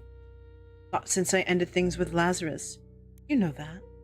So she's been drinking from the tap with Lazarus. It's the tap of pee-pee. Wow. Right. But you think that's a lie? I don't say that. Even if I were doing it, it's not like I'm not like that fangling I met yet tonight. I have self-control. Fully capable of making my own decisions. I don't drink from people who don't want me to. I certainly don't drain people. You can stop looking at me like I bit your pasty ass. Edgar's face falls in his hands, but his trembling shoulders do little to conceal his laughter. It's not funny. I'm annoyed with you. I know, I'm sorry. Sorry, I'm annoyed? Sorry you said it in the first place? Both? I love Edgar. He's growing more and more on me. She's still grinning now. Then why the laughter? Why'd you have to call me pasty? You know, I've been trying real hard to build a tan. You're British. You give up on that. You're only adding to the constellation of freckles on your face. Freckles are cute. Oh, you liked my freckles. I said what? I said that? Well, I must have been lying, since I'm apparently lying about everything these days. He grimaces. Seems he thought she was going to let that one get swept under the rug. Sorry, Sussy. I didn't mean to accuse you. I know you're not like that. I know you wouldn't. It's just hard to forget the shit I've seen. The things I know you're capable of. If you weren't held back by your own morals. Always comes back to this, huh? Edgar only likes the Sussy who stands up against her own kind and looks out for the weak. Not the Sussy who lures strangers into her bed and sucks their blood. And their pee-pee. I don't know how to tell them that I'm both. I don't. Nothing's holding me back. Make it sound like I'm forced to do this, but I choose to. Not an easy choice. She's been like that fangling. She's been worse, and it was fun. I just want to know how Edgar will look at her if she confesses that to him. I understand. Except he doesn't. Therein lies the problem. Edgar clears his throat and put on a smile that trembles at the corners. We're here to celebrate. We should talk about happier things, shouldn't we? Courtesy of decades of practice, the smile she puts on herself is a lot more convincing. Right. Like your girly choice of drink. I'm still on that. Hey, aside from the increased risk of diabetes, I find it cute that you have a sweet tooth. At 44 years old, being described as cute is no longer very flattering, but 44? Bro is hitting DILF. Yeah, DILF, fucking DILF age. Who is this? Who is this? Ben, twist his balls. Suck a dick. That's me right there. Shh, wait a second. Presses a finger to his lips, then motions to the radio playing on the counter. The news is on. Radio. Local authorities have stated a gas leak caused the explosion at Beaumont Museum last night. Beaumont Museum? That's where Dante said the SSF were digging around, right? The museum doors will remain closed to the public till repairs of the private wing are completed. Blah, blah, blah. Among other news, the body of a 23-year-old Jade Stewart was found last night. Earlier this month, Miss Stewart was reported missing. My god, the human news always is boring. It's always the same thing. Someone was robbed, someone was murdered, someone has been kidnapped. At least there's an explosion involved this time. What's the aftermath? The next day, there's something else. Not anything worse, not anything better either. A sweet tooth and a higher chance of diabetes. Yeah, same. You don't have to listen to the news to know how terrible the world can be. Just step outside. Ever been? Bartender. Edgar and Cersei look up at the bartender. What? It's a Beaumont Museum. It's owned by one of the great wizards of our time. A wizard? Renaud Beaumont. Never heard of him. What makes him so great? Funny things. For starters, Cersei doesn't bother to listen, focused on twirling her drink in her glass. Edgar nods along, genuinely interested for whatever reason. Anyway, he has to be ancient now. He retired from the public eye decades ago. But if he's still alive, it wouldn't surprise me if he didn't know what's happening to his family's museum. Maybe we should set it on fire again and make sure he gets the memo this time. You wouldn't actually, would you? Want to find out? You have an annoying habit of doing the opposite of what I asked you, so no comment. The bartender leaves to serve another customer. Edgar starts patting his pockets. Bollocks, I'm all out. Don't hold yourself back on my account. The corner shop should still be open. You don't mind me leaving you alone? He's already climbed to his feet. I think I'll live, or at least not die. Again. I'll be back in no time. Chat doesn't let me type fast. I have to wait 30 seconds after entering younger by 11. Wait, younger by 11, the 32 or the 31? Or the 30? The 31, right? 31? Younger by 11? Oh, you 20? What? Plus 6? Wait, plus 6 to hoops. What? I'm so surprised. Wait, what? Wait, what are you talking about? Plus 6? And he's gone. Sugar, coffee, 6. Humans sure have a habit of stupid vices. She stares down at her drink. What is the plus 6? You said younger after entering younger by 11. Younger by 11 a who? So what? And then plus 6? I'm so confused. Not that mine. Already better. She sips slowly, letting her eyes roam the room. She's not sure where the compulsion comes from. As if it's not as if she'll discover anything new. It's always the same faces. No, wait. She is definitely new. A bad bitch! Yo, look at this bad bitch! Look at this bad bitch! You're 26? Okay. You're only a little bit younger than me. Look at this bad bitch! Holy shit! Cersei meets eyes with a woman at the far end of the pub.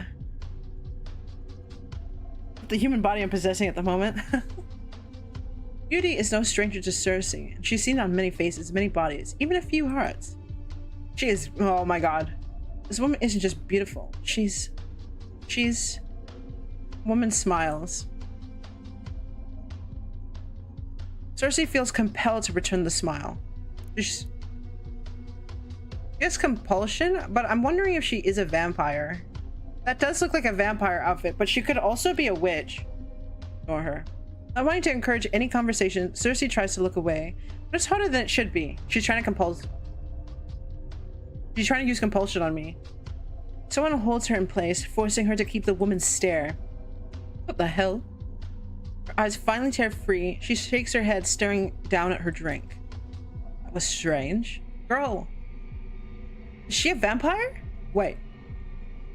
Cersei's head snaps up, but the woman's already gone, nowhere to be seen. Only in her absence does Cersei realize she couldn't detect what the woman was. Whoever or whatever that one was, she means trouble. Forget her or want her? Me, when I see a bad bitch and she disappears, I want her. But I think if I try to forget her, I think it's gonna key us in that we can't. You know? That's likely the last I'll ever see of her.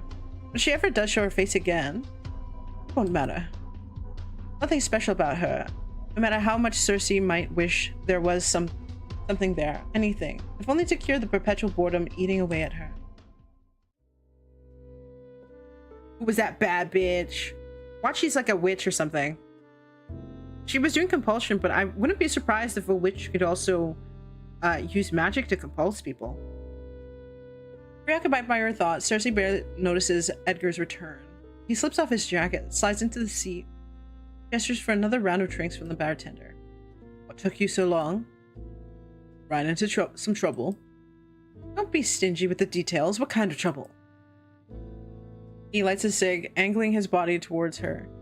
Their knees brush, but neither move away, used to the lack of personal space. Well, it was a bad bitch. So, you see, it was a bad bitch. No, never mind. Are you blushing? Oh my god, you are. Not on purpose. Unfortunately, I don't think it's me having this effect on you, so it must be something else. Edgar twists and swims in a seat. Or someone else.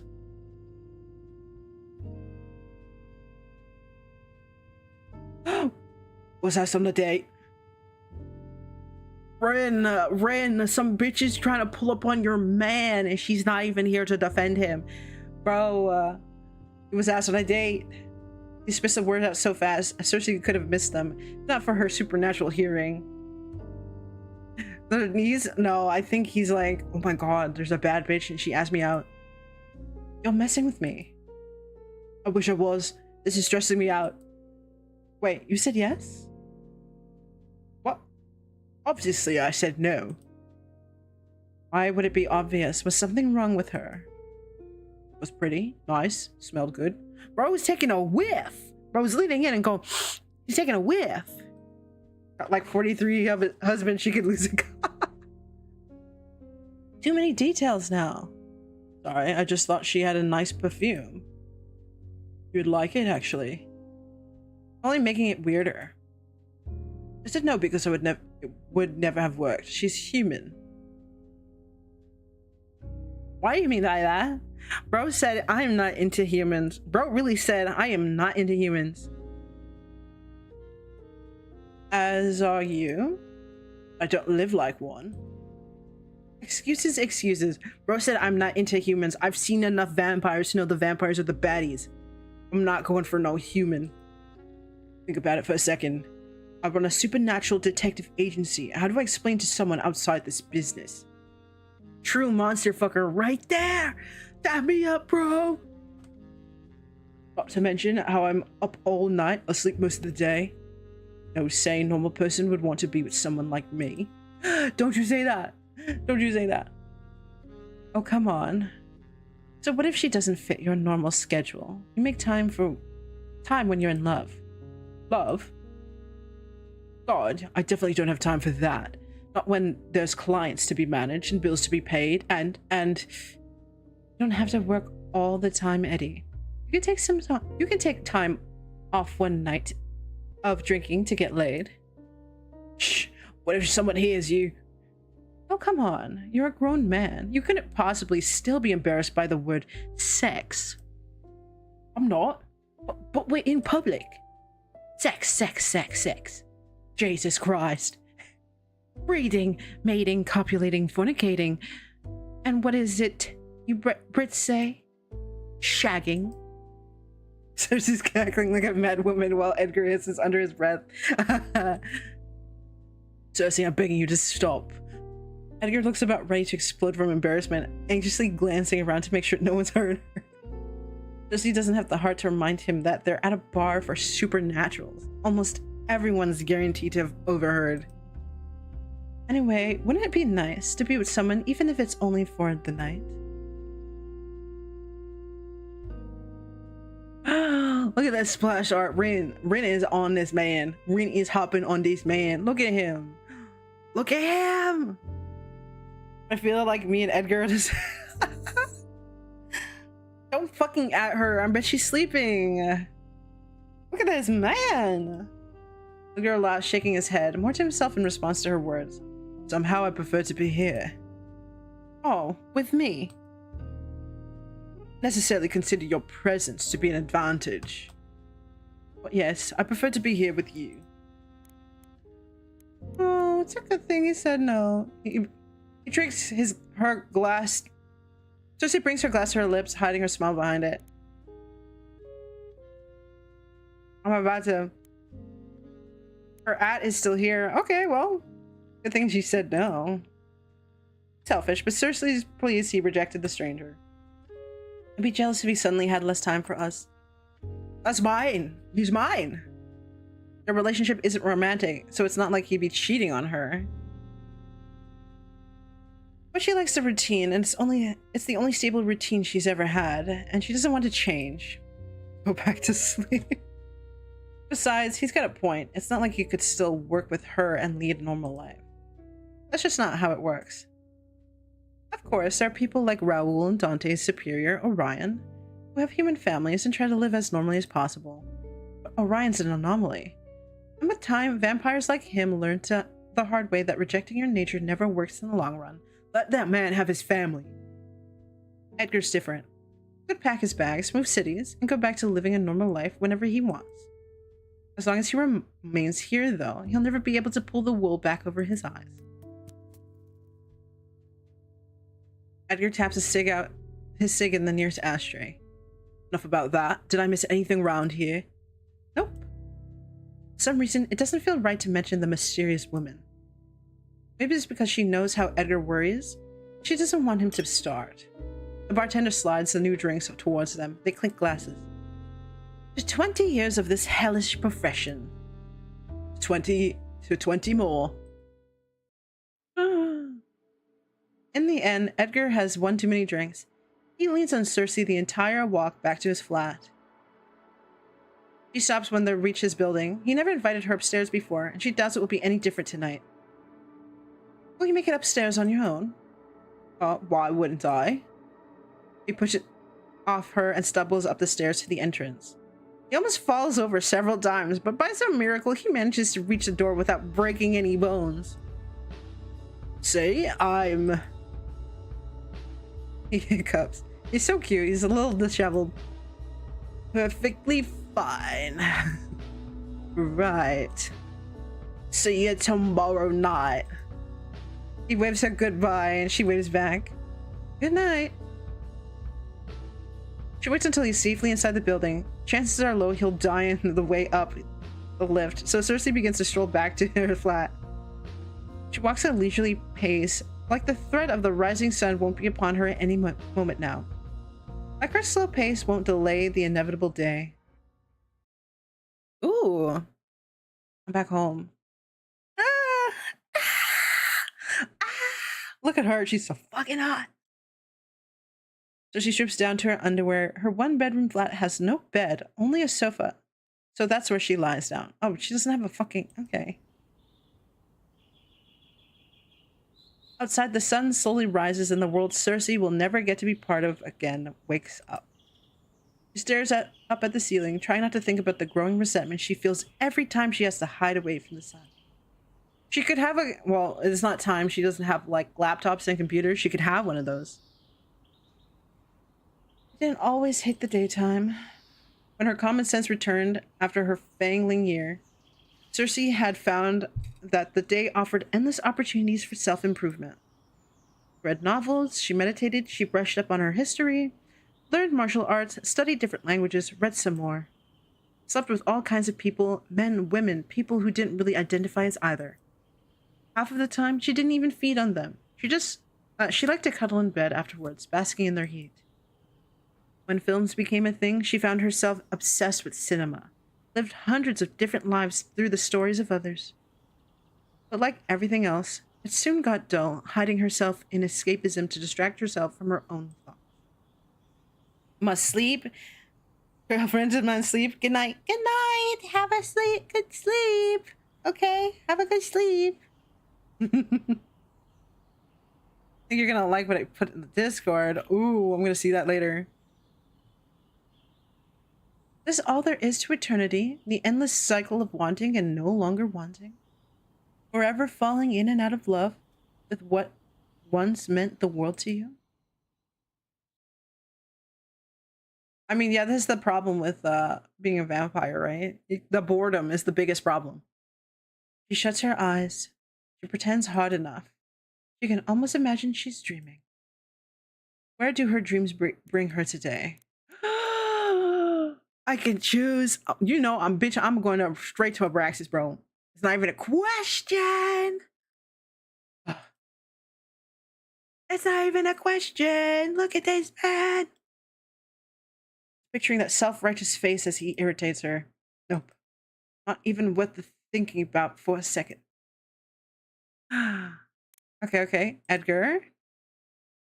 Edgar's funny when he's drunk. Though most of their nights end at the Golden Cat, Edgar really drinks enough to get wasted. Some of the tobacco might send him to an early grave, but at least alcohol poisoning won't. A small comfort. Mystery woman. Look at her, she's hot. I got a feeling she's not a vampire and she's actually like a witch or something. That's what I'm getting. Was she? More importantly, what was she? Every person has a distinct aura. Some call it life force. Some call it the soul. Whatever you like to call it, everyone has it. Not everyone can detect it, but Cersei's trained to ensure she never misses it. Yeah, like she's giving off witch. She's giving witch. So the fact she missed this one, it unsettles her. It unsettles her very much. She probably has a way to mask her aura. She continues to dream. She tries her best to fight against the current of her thoughts. Somehow, they always lead back to him. Her maker. Think about him. You already know how this ends. Think about him. Don't you dare. Think about him. Against her will, Cersei remembers him. Oh my god, him. Open your eyes. Look at her. She looks so cute. Into my eyes. See yourself as you truly are, as you were always meant to be. I'm afraid. Us, fear is a choice. When she opens her eyes and looks into his, she doesn't see herself. She sees him. And it's, oh, look, yeah, she just got turned. And it's only him. Beautiful. He whispers, reverent. I will never make anything as beautiful as you again. But sire, you did not make me. I did. His spindly fingers caress her skin with such tenderness, she foolishly mistakes it for fondness. I delivered you from death. I rendered you invulnerable to the horrors of time. I captured you in the moment you were the most beautiful you ever would be. Beautiful. Forever. She holds the monster's stare.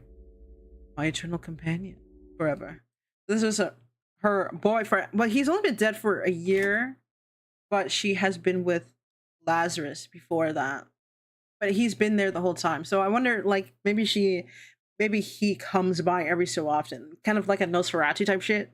Where he just swings by and he's like, ah. Sun has set again. Cersei only snaps out of her daydreams when she hears the balcony door open. She doesn't have to get up to guess who's broken into her flat. She recognizes those steps anywhere. He breaks in? Gotta have a good reason for this, Abraxas. Bro, fuck him! She stands up to glare at him. His eyes linger on her lack of attire for no longer than what is polite. Abraxas! I apologize for the impromptu visit. I could not wait.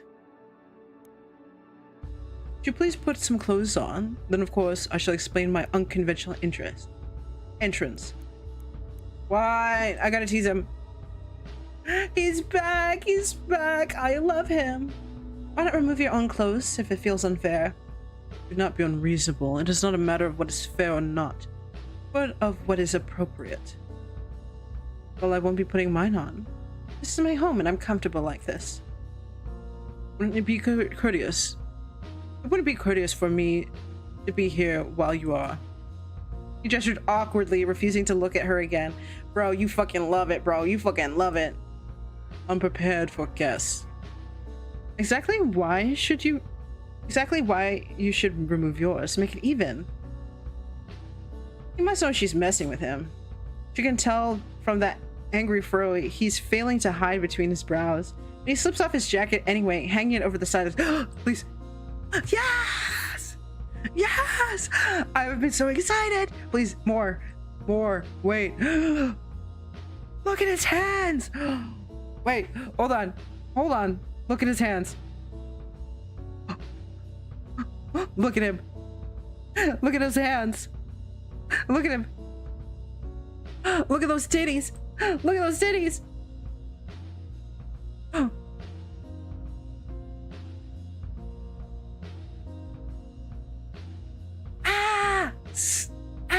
Anyway, sorry. Satisfied. Eyes linger appreciatively on the way his shirt stretches across his chest. Is it intentional that your shirts are always a size too small for you? If you intend to objectify me, I will be putting my jacket back on. Look at his face! Look at his face when his titties are out! Take your titties completely out. Please. I love him so much. Look at his face. Look at his face. I love his look of disgust. It's so cute. I'm gonna piss him off just to see that face. She sighs dramatically. Never any fun, are you? As a vamp, shouldn't you know better than to enter a stranger's home without invitation? We're not strangers. We're not friends either. Acquaintances. Are you seriously trying to negotiate our level of familiarity?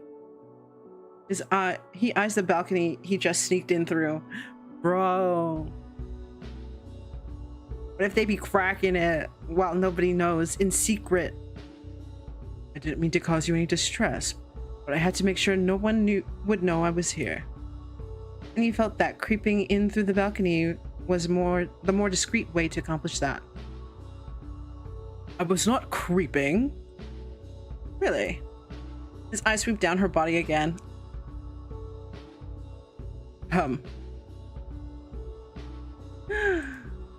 He clears his throat and pretends to be distracted by the posters lining her wall. I believe this is my first time seeing your flat. You watch a lot of films. Explain why you broke into my damn flat. Sneaked in. Don't be childish. It's not cute when you are. You're like 200 years old.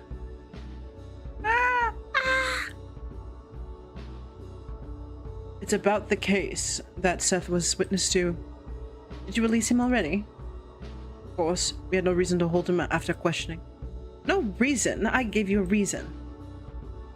Yes, I put a word with the SCD to look into him sooner than later.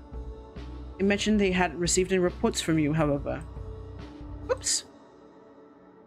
Not come here to talk about Seth. I need a favor. I need you to hop on this dick real fast. Oh my, you should have just said something. Will you do it? Press surprises her. She studies his face, waiting for the punchline. Well, will you? Can't believe my ears. The great Abraxas is asking for my help. Really? I really just need you to get on this dick real fast. It's been 20 years since my wife died, and I've just not fucked anyone since, and I really need to fuck right now. Do not make me repeat myself. It was difficult enough the first time. Even if she finds it hard to believe, Abraxas is definitely telling the truth. She barely even realizes relies on his own agents, so for him to come to her, of all people, for help, means he needs something badly enough to swallow his pride. I never expected to see the night. She already set on not doing it, because why would she in her right mind ever help Abraxas? That doesn't mean she's not curious. You're going to have to share more details before I decide. You heard about the incident at the Beaumont Museum. In passing. This must never become public knowledge, but the gas leak was a cover-up coordinated by us at the SSF. Oh. Who could have ever imagined? I need you to bounce on it crazy style. It's been like 100 years since I've cracked someone. That crazy. I need you to bounce on it crazy style. Magic triggered the explosion. I'm thinking it's witches. The burst of energy was so powerful that should our culprit have wished to, they could have destroyed far more than a single wing. At worst, I feel they might be able to burn Wow, hold on. I fear they might be able to burn down half of North Haven. My agents and I have determined it cannot be a mere accident. This was an intentional attack. I'm too thirsty. I can't read anymore. I see. Unfortunately, it gets worse. The wing that was destroyed harbored several magical artifacts, one of which is now missing. Should be grateful then. They could have stolen all of them. Set my team to clean up the scene and deal with any witnesses. That's when they find the initials JM spray painted on the wall. Whoever or whatever this JM is our only lead. Wouldn't you trace the magic from the explosion? Susie knows for the fact that the SSF North Haven branch has a very talented witch in their ranks. She even happens to be Abraxas' second in command. Drink, We expected it was caused by the artifact itself, which didn't leave any residue from the user behind. Okay, but why do you want me involved? Or get a drink? Pretty good, or maybe we'll see. SSF regularly collaborates with the supernatural police, but that's it. They've never worked with Thorn investigations. While Cersei's not opposed to a challenge, she's no witch hunter. She knows vampires, she knows werewolves, she knows demons, but messing with the wrong wizard could have deadly consequences. It's common sense not to get involved in their affairs. We're going to launch a full investigation into JM when we are explicitly told by people higher up the ladder to drop the case. Apparently, an outsider is being sent from elsewhere to continue the investigation. I take it that's unusual. Not necessarily. There have been cases where we've collaborated with external parties, but the key word here is collaboration. Never in all the time I've worked in the SSF have I been locked out of a case in this manner. It's a conspiracy. They're covering up something. Oh, come on. You've lived long enough to know there's a first for everything. Don't fuck with a wizard, right? They just fucking fireball. That's the thing. I know.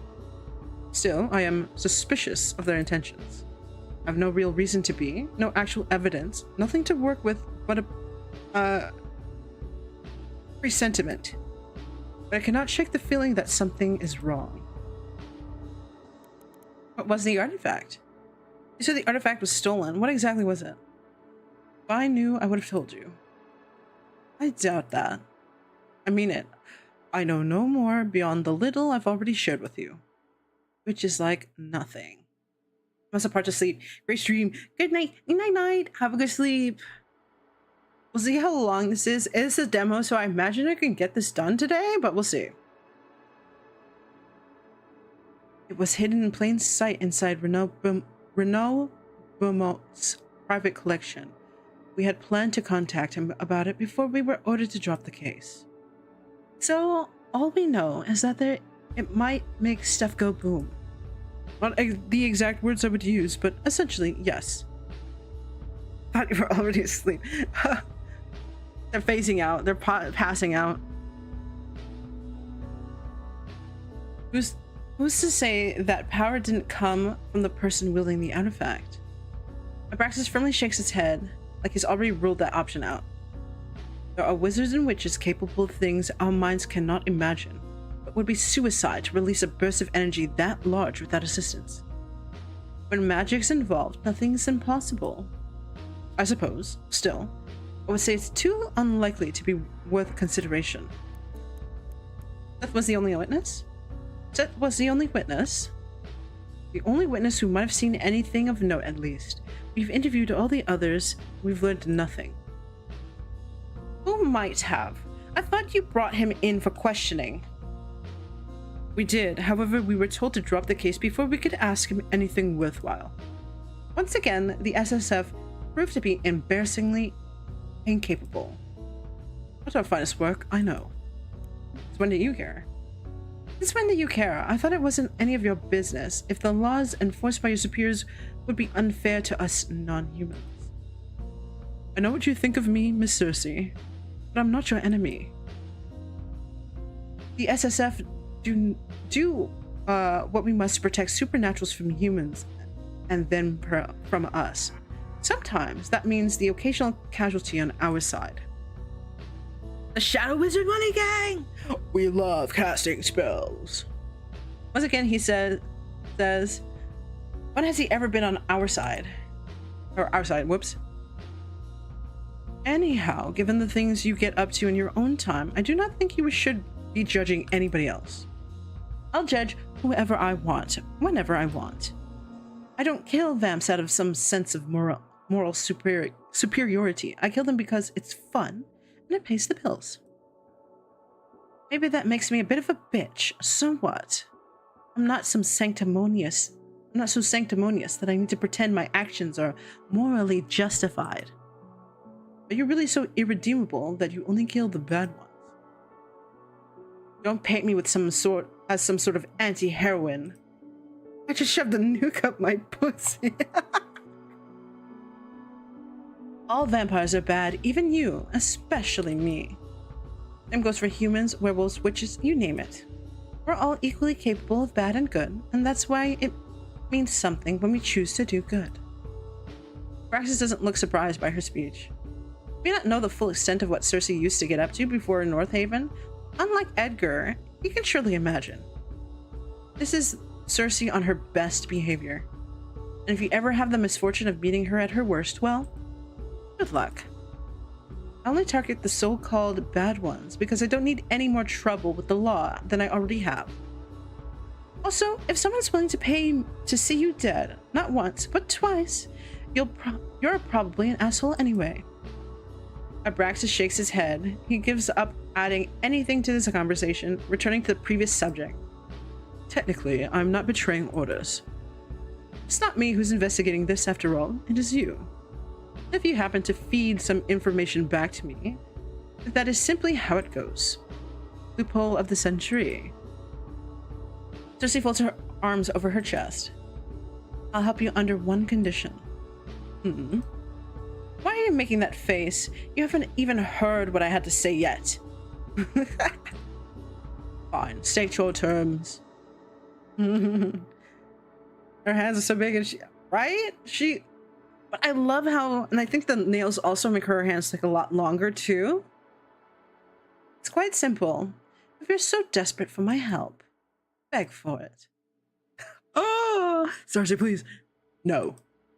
He moves to leave, and then she blocks his path. Oh, always so uptight. Please. Maybe think this. Abraxas just stares, waiting. She takes her time, hemming and hawing, simply for the amusement of keeping him in suspense. Oh, all right, I'll do it. The glare softens, only barely, but enough for her to notice. Thank you. Don't thank me. I'm not doing it for you. This sounds like a compelling case, far more interesting than anything I've worked on lately. Maybe this is what will fish her out of her slump, keep her running Thorn investigations for another 20 years. You better pay us, though. And provide a generous tip. The tip being the tip of your dick. Everyone knows that Abraxas sits on a monstrous amount of generational wealth from his previous life. Bro, put it in stocks and you just endless money. Something she might as well use her advantage here. That can be arranged. Perfect. Now give me a moment to get dressed. I'll get you out of here. No need, I have my own way. Balcony again? Absolutely not, Romeo. His eyes shifted to the floor, brows drawn together. He wanted to sneak out the balcony. He thought he was having so much fun with it. He wanted to sneak out. He's that conflicted about this. Perhaps it's because he never broken the rules in the past. He fears the consequences should anyone learn he's disobeying orders. I'm gonna reassure him. Oh, he was like, oh, I'm so worried. The SSF have no reason to monitor your every move. Even if someone does find out that you came here, surely you're quick-witted enough to think of an excuse on the spot, like fucking me. Maybe we should make it convincing. Yes, you're right. There are plenty of reasons why I might come to see you. Plenty, you say? Such as? He rolls his eyes, and any previous hints of vulnerability vanish. Never mind that. Get dressed. I do not have all night, neither do you. Just for the attitude, I'll make sure to take my sweet time.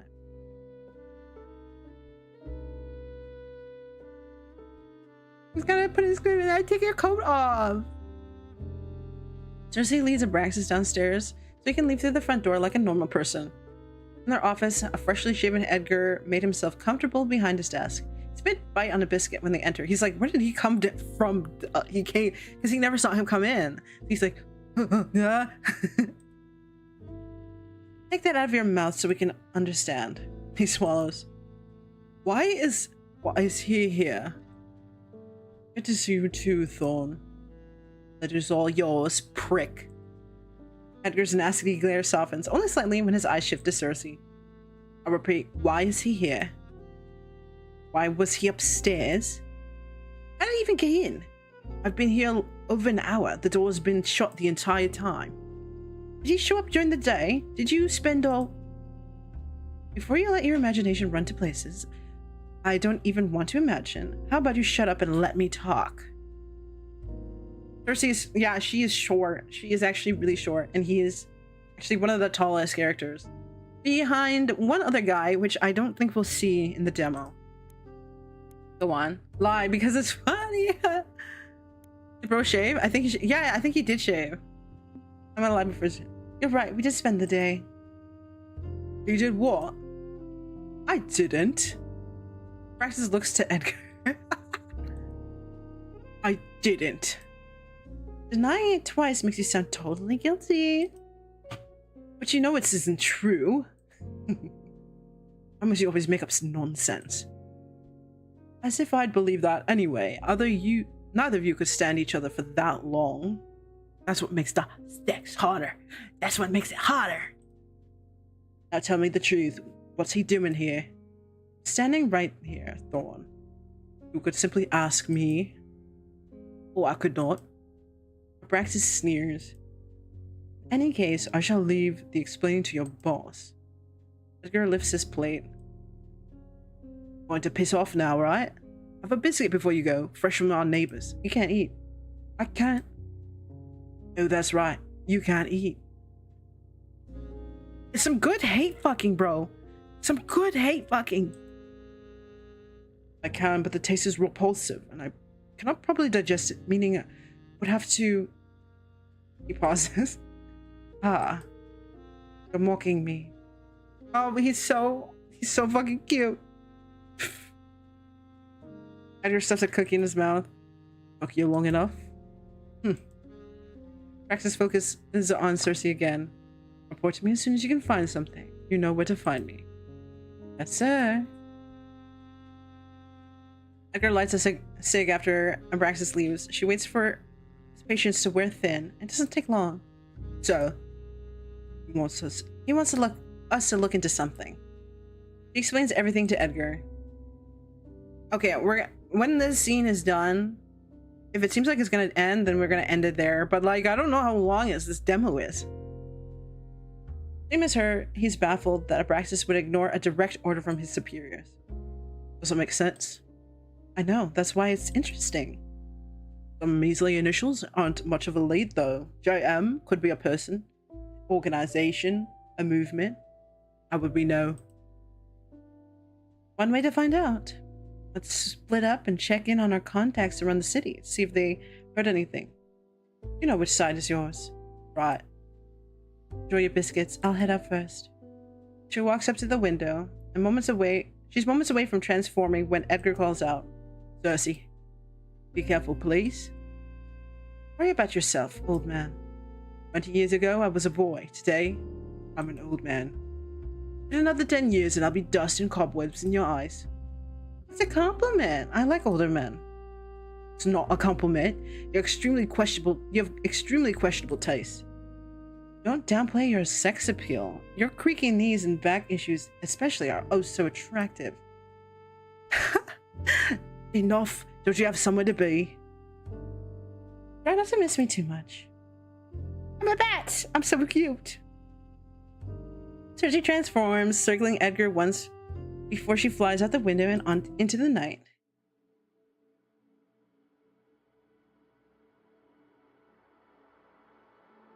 Thorn Investigations established a trusted net of sources around the North Haven over the past 2 decades. From small business owners to working girls to regular everyday people oblivious to the supernatural world, you never know who might have the intel you need. But tonight, none of their usuals have anything useful for Sussy. She's so cute. What's heard of the initials before? Oh my god, how long is this demo? Wait, let me see. Am I getting close to the end? Let me see real quick. How long is...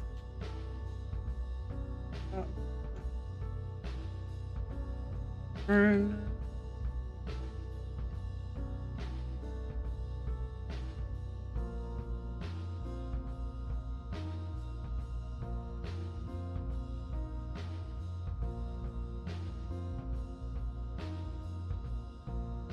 My god, this demo is so long. This is such a long demo. It's like 10:19. Okay. We're gonna finish this up with this one scene, okay? It's 10:19. We're finishing up this one scene and then we're gonna call it. Her last stop, Sussy catches Nisha away from the Elysium on her smoke break. Long time no see, Sussy. Nisha, Laz's right hand, has secretly worked for the informant as an informant for Thorn Investigations for years now. She's a street-smart human who enjoys making a little extra on the side. Though I'm not sure what she needs for it. From what I've heard, Lazarus pays her plenty and more. Then again, given that she's basically running his business for him, there's probably nothing he could pay Nisha that would be enough for the work she does. Anyway, I appreciate that Nisha's a businesswoman. Reed is easy to work with. Heard you stopped by Elysium last night.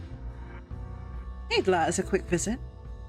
And you did think to come say hi to me? You'd have liked that? I'm not gonna lie, it hurt a bit. Thought we were friends? Sure, if you say so. But I didn't come here to catch up. Oh, you didn't? Well, what are you here for then? Have you seen the initials JM around lately? Nisha shrugs. No, is that something important? Another dead end. Don't even know if it's who or what yet. But if you hear anything... Nisha tips her imaginary hat to Sussy. M'lady.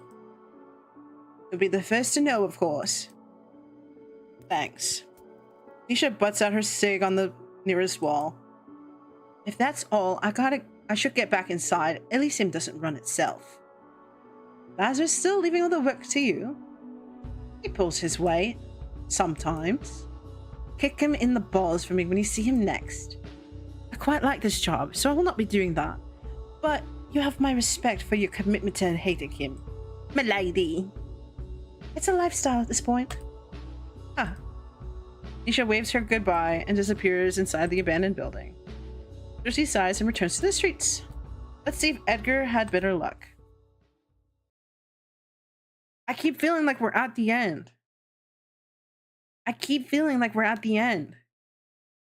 I've got until 10:30. Lights are on when Sussy enters the office. Edgar must have gotten back first. You're here already? I guess you didn't find anything worthwhile either. She stops at the doorstep. Oh, you can't be serious. 2 break-ins in one night? The witch! Edgar's nowhere to be seen. Standing behind his desk is the mysterious woman from last night. She's so cute. Look at her. Finally, Cersei can see the woman for what she really is. A witch. I knew it! I knew it! I know, right? A cliffhanger. I'm expecting it. A very powerful one, if she's capable of concealing her magic like that. That's I knew it. She was a witch. There you are. I've been waiting for you. Her eyes leave the streets outside to meet Cersei's gaze. They stare at each other for a long beat, neither willing to break contact or begin the conversation. Eventually, the woman smiles, impressed for some reason. You have a spine, a quality I respect, as long as one does not mistake it as a suitable replacement for competence. As you're doing right now. The woman laughs. You have a sense of humor as well. That's good.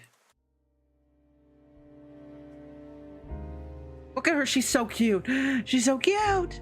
Look at her. But she still doesn't move. The woman pushes away from the wall and stands straight. She's tall, in the same way models are. Should be pointless, ridiculous, inappropriate thought that it have in this moment. And yet, Cersei can't help but feel that there's something unnatural about how bewitching I get it. The woman before her is, because she's a witch. A certified baddie. Certified baddie. Cunt. Hi, oh my god, Philip, you came here like so late, dude. Hi, welcome. We're looking at baddies. Look at these baddies. Apologies and introductions are in order. Would you prefer to hear? Which would you prefer to hear first? You choose. Oh, well, if you insist. My name is Nocturne. I am not a local, but perhaps my accent gives that away already. I don't know what your accent is. Except many strange circumstances of the situation, Cersei barely noticed the subtle not the French again. Sorry to ambush you like this in your own office, but you're a busy lady. It is not easy to catch you alone. Just awoken? Oh my god. We're not going to be here for much longer. Please do not worry. I truly mean you no harm. Am I expected to just believe that? Apparently so, because Nocturne continues talking like nothing's out of the ordinary. It is really a pleasure to meet you, Sussy. I've heard terrible things about you and the work you do, which means you must be good at it. What sorts of terrible things? Widowmaker accent? I don't remember. I barely play any shooter games like that, you know? I'd have to listen to her. What sort of terrible things have you been told? I'm curious. I do not wish to bore you with the senseless details. Perhaps another time. Nocturne smile says, perhaps not. Nevertheless, those senseless details have proved quite useful. They persuaded me to seek out your services and hire you. Cersei narrows her eyes at the witch. You want to hire me? For what exactly? Nocturne doesn't look like she requires any help killing your typical street vamp. Definitely not for that. Same thing everyone hires you for. I'm looking for someone. I want you to find them. Right. Unfortunately for you, I'm quite busy at the moment, so I won't be able to take your case. Goodbye. Nocturne's voice is firm, even as a perfect smile stays painted on.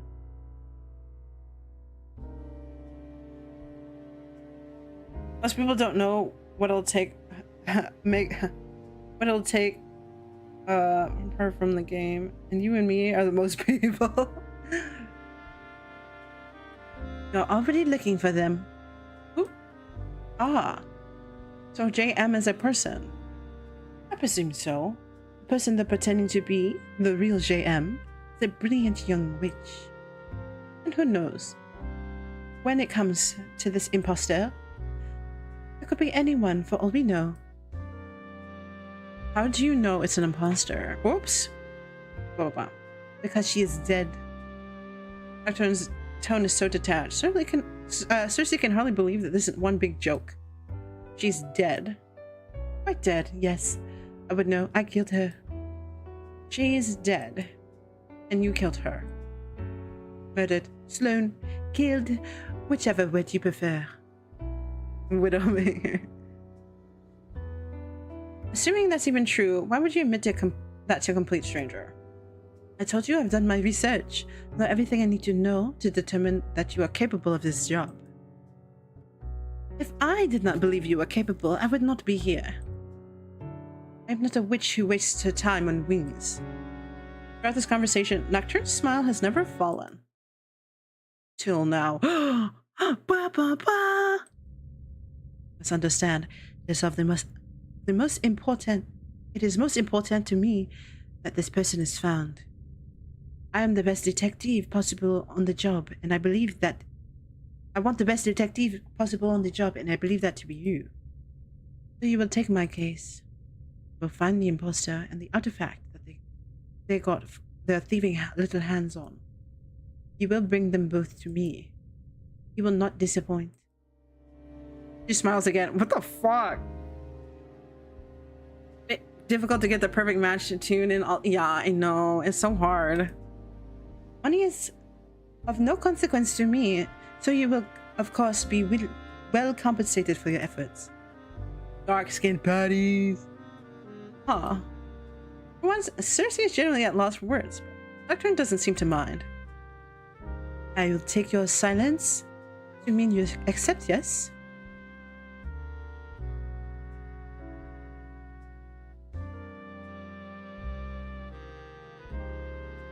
This is the end. Okay, thank God. We did it. Okay, I was like, how long is this gonna last? We did it. Whoa. That was so good. That's so good. I can't wait for the whole thing to come out. I can't wait for the whole thing to come out. Okay, we're swinging back. We're swinging back to just chatting. Oh my God. Wait, whoa. Oh my God. Ah. Wait, hold on. I have to fix my thing. Give me a second. Give me a second. Why is it below the hello? Hello? This is so weird. Why is it okay? We're not gonna. Why is that? What's going on? This is so weird. we're just gonna extend that. Yeah, we're just gonna extend that. I don't know why that was not working. Oh my God, that was so good. Wait, why the fuck is it cutting out from the what? That's so fucking weird. That's so weird. Anyway. Oh my God. Wow, the music is very intense for like starting back up again. That was so good. That was so good. Why is my head cut off? America, explain. Why is my head cut off? Hello? What the fuck? What the fuck is happening?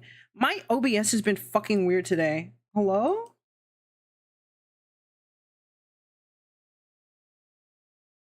Was that what was happening? I don't fucking hello?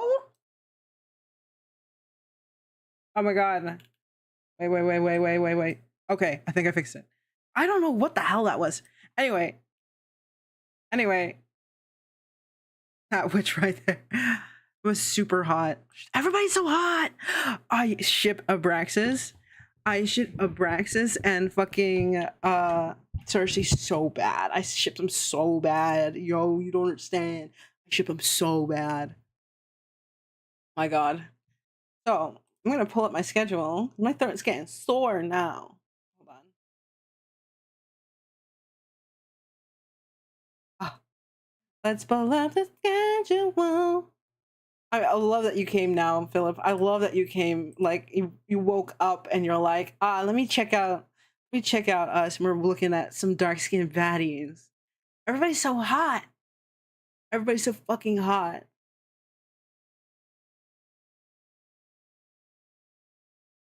Alrighty. We can't stream without a little bit of scuff. Exactly. I don't know. OBS has been so fucking weird. I had to restart my computer because I had booted up OBS and it was not catching my model at all. So my model wasn't loading into OBS for some reason. So I had to restart and then it loaded in. I don't know what the fuck's happening? Everything's fucking weird. Oh. Oh, was it an update? It's breaking. Literally, it's breaking everything. It's been breaking everything. Why is it doing that? That's so annoying. That's so fucking annoying. It literally everything's breaking. Like, it's pissing me off. Anyway, now I have to fucking figure out how I want to. OPS. Why are you doing this? You made it at least. I know. It's always a pleasure having you here. Okay, okay. Schedule.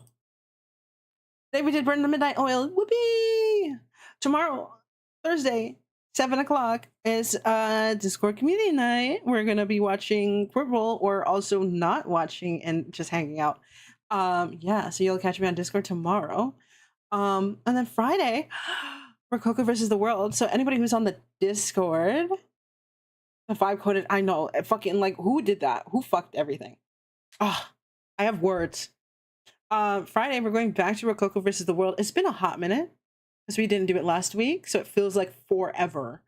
I'm slowly, you know, working to consolidate some of the sheets, some ideas that I mentioned on Discord, but we have to discuss those. But I'm trying to consolidate things so it looks nice, you know. It's gonna take some time, but you know, working on it. And then Saturday we're gonna play Hightail, and I think we're gonna be joining Kiri for Hightail. So I should actually update my schedule again. But Kiri has a cool server, so we should work on this server. Oh, I'm trying to come up with ideas of what to build. Oh, I'm so excited. I'm so excited. Yeah. But yeah, Saturday we're doing Hightail. So at usual as noon, you know, midweek is 7 and Saturdays is noon, as per usual. It's the same thing, guys. We've been doing this for a while now. But yeah, awesome. Okay, I need to rest my throat and have some tea because I've been doing a lot of reading. Hopefully you guys liked my voice acting. I've been just trying. I'm just going off of the vibes. Just going off of the vibes, okay? I hope you guys like the voice acting. I'm trying, you know. We'll have to listen back and see if I hate it. If I can do fucking ASMR. If I can do ASMR, because some people want it. So, you know, I figured I'd try really hard to read. Sorry, I can't read though. I'm getting too thirsty. I can't read. I did great. Oh, thank you. Oh, I still have a lot to work on, but my accent's all over the place. Don't worry about it. It's fine. But yeah. Anyway, I'm gonna let you guys go because I need to rest and relax my throat and drink some tea and stuff. You did well. You can always look at the VOD when it posts on YouTube. They closed one time and they put shields down. Really? Well, I'll have to see if you can find that section. You should clip it so that I can go back and figure out what I did. Because at one point I moved my mic around, so I'm trying to see, I don't know, mic arrangements and stuff. You know, whatever. But yeah. Anyway, we can always talk about it on Discord tomorrow. Anyway, I'm gonna say good night. I need to rest my throat. Anyway, have a good night, guys. Thank you for coming. I'm gonna go. Okay, bye. Bye. Rest up, y'all.